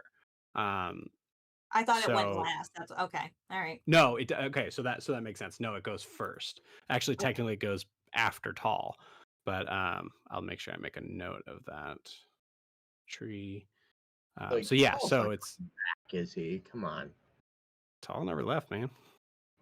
Fuck Tall. And this is the thing too. It's not even Tall. It's just the voice of Tall. technically still tall though. Yeah. Yeah, it's. I mean, this is supposed to be hard. And, We're leveling up after this, right? Like we're gonna survive this. So we'll talk about it. So the cone of whatever anti-magic that the Woe Strider has, is Mhm. there a like? Can you move out of it? Yes. It's basically whatever. This is the only thing, and this is like truly a D&D Beyond creature. It's only based on where it's facing, and Okay. and like the way it's designed in D&D Beyond is that it chooses to face this direction. But yeah, this thing sucks. It sucked when you guys first had to deal with it, and now it's back. Well, it's probably not the same one, Since but anyways, my okay. oh wait, never mind. It's an action still, not just an ability. The divine intervention.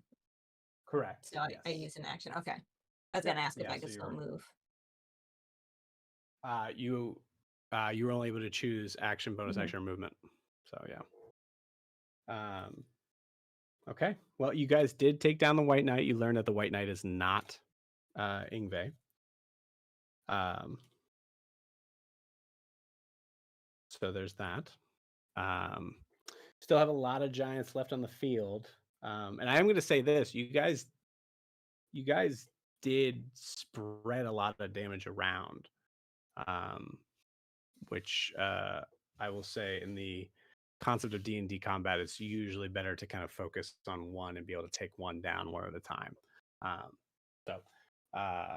But the good news is that once you guys get those final blows, these guys are going to drop like flies. Some of them are pretty close.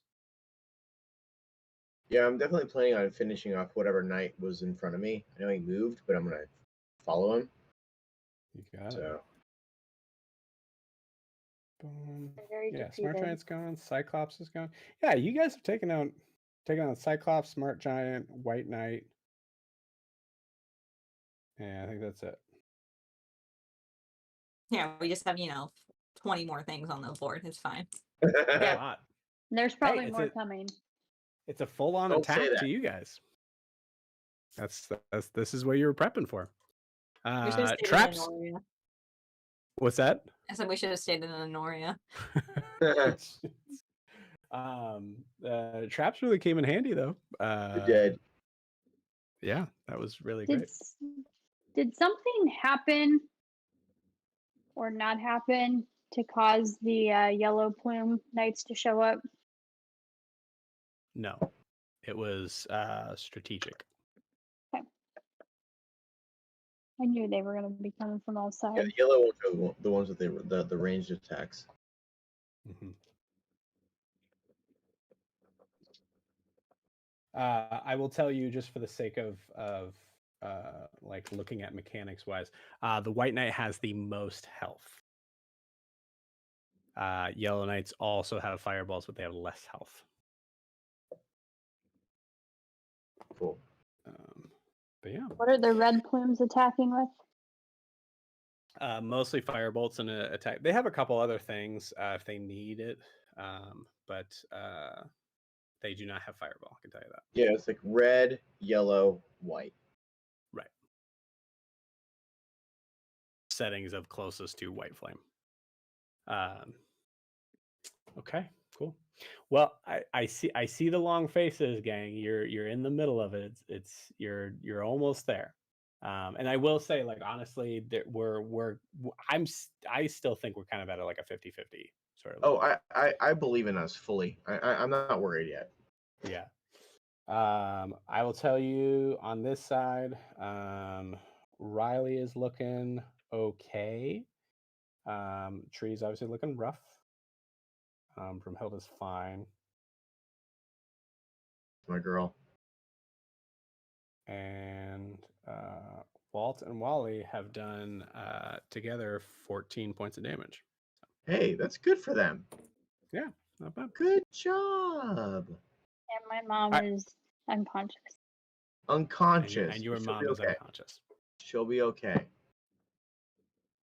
It is, yeah, I was going to say, like, at the top of the round there, it's going to be Guar, the Giants, then Wilbur, then the Knights. So that's where it gets a little tricky there. Okay, cool. Let's go ahead and do our kudos, and we'll call it there. I want to make sure I have everything set on that side. Cool. Yeah. Sorry for the late start, gang. That is my fault, but hopefully we should be able to get this easierly. Yep, that's a word. Easily set up next time. Cool. All right, let's go ahead and do our kudos. Let's start with Lorianne. Kudos to everyone for, everything done in combat. I think we're all making good choices. I'm excited for it to be over, but that's just because I don't like combat. And I won't lie, I've never liked combat. I absolutely hate it. So Okay.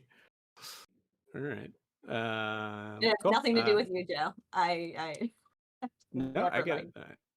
I understand. Mike. Kudos to Kayla for just laying waste, just straight up laying waste to whoever gets in Saren's way. Also proud of you for getting a soul finally. Pretty great. Kudos It's to my Wilbur. second. It's just, yeah, it is. Well, I would say it's the first that the party knows about. That's true. That's Yeah. true. Kudos to Miranda just for like handling all the different wombats. And because Wilbur is going full primordial and it's pretty great. I'm looking forward to finishing this fucking battle. And kudos to Broomhilda because Beautiful. I mean, like it only took one evening to have her protect me and shit, and she killed someone for me, so that's pretty cool. Are you guys in love? I stop it. Don't put a label on it. Yeah, leave me alone. Like We're just figuring things out. We're just I don't taking it know. slow. Oh my god. We're like, ridiculous. If you're in love, you're in love. Just friggin' say it. Well, what's funny is about that is like the way that I actually kind of looked at the concept of this too is that she hasn't really said anything to you in combat. She's just looked at you and like gave like nonverbal cues. But even when she killed the thing in front of you, she didn't even look at you. She wasn't like. But nonverbal communication is 93% of communication. So yes, of course. I'm just saying. I'm looking forward to finishing this fucking fight. I know we have a couple other enemies that are pretty close to being done, so we can knock them down pretty quick right away next week. I'm looking forward to leveling up if we get through this, because we will, and figuring out where to go from there, because I think it's gonna be really interesting to see once this is over. Because once we protect the grove, like, where do we go from there? So well, once this is over, we'll have our most important battle yet, our court battle. So. Oh yeah, there's still the court battle. the legal battle, yeah. Yeah. I will say, like, and it depends on like how we're looking at things, but like this is tricky because if you win this, then that means to Tall, you are actually a threat. I mean, if. I'm just saying, like, well, I'm saying in the concept of like when of the downside. Yeah, right? yeah. Yeah. Sure. Still trying to figure out what Tall's mini would look like. You look like a bitch. We're getting there. We're getting to that point. Just picture a red devil. I picture someone really like. I feel like he's like a Lucifer. Like he's actually really like good looking. Yeah. Not better looking than too much away. That's kind of how I was reading it too. He just looks like War. Everyone who's bad in this is War. God. Yeah. Cool. So we'll move it on. Jamie. Kudos to no one. We're all gonna die. No, genuinely, I think everybody's been echo what Lorianne said. I think everybody's been making really smart moves. For whatever reason, like these big battles, I like cannot wrap my brain around, and I have a hard I just have a hard time I have a hard time thinking strategically when there's so much time to freaking think. But but no, I'm excited to see where this battle leads us. I'm excited to see what questions this answers. Cool. Awesome. Fantastic. Kayla. Kudos to everybody. I like battle. I kudos to Joe for all the pretty scenery. I don't love the stakes of battle. That terrifies me, but we're all gonna be fine. And I'm excited to kick all the knights' asses next week, and the rest of the giants. The rest of the giants. It was really funny to me that like I mentioned like Wilbur, this is the one you knew. And I mean it makes sense. It was also the smartest one, which means it also would be attacking the tree, which means like, yeah, that's the first one we gotta take down. But it's just funny that like there was a level of like, oh man, and then just sending like, a lightning bolt right at it twice, I think. Yeah, Miranda was like, he's not my friend anymore, and I'm like, okay, I'll kill him then. Yeah, right. You're not my friend. Yeah. He's not my friend. He's not my friend. Cool. And last but not least, Miranda. Yeah, I mean, honestly, kudos to everyone. Kudos to Guar for the amazing pre-battle speech. Kudos to myself for not completely losing my shit. I will echo that I hate combat just because it stresses me out. And I just feel like I'm killing everyone. So, like, not the right people though. So, it'd be all right. And I'm just ready for this battle to be over. What? Did we all forget to use that advantage we got from Guar at the beginning of the battle? I think everyone except for Kayla. Okay. Well, I didn't do an attack. I just did magic. What advantage? You all got advantage at the beginning of the round because of Guar. I don't think I needed it. Oh, on our attack.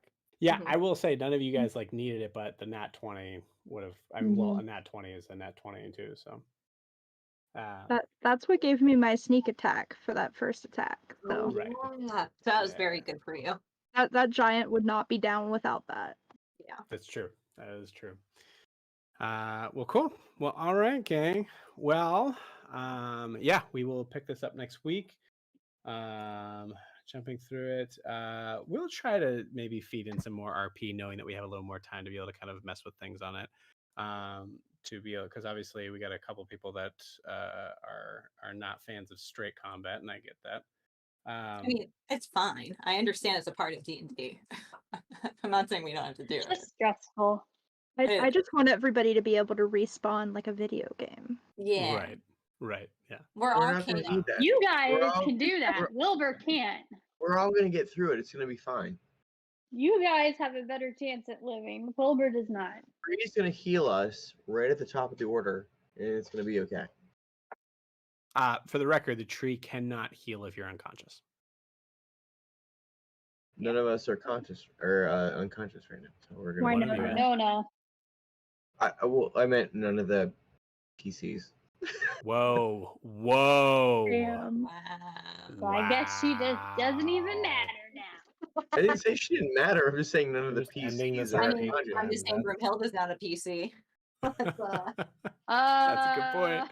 That's a good point. She's fine though.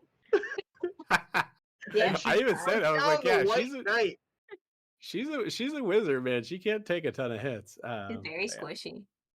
Very squishy. All right, goddamn gang. right she is. What? I don't know. I knew you were gonna say something to that.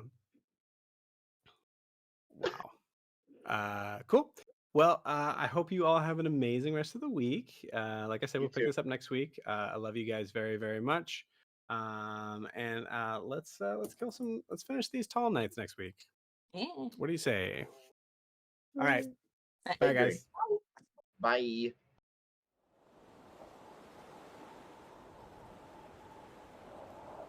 Bye.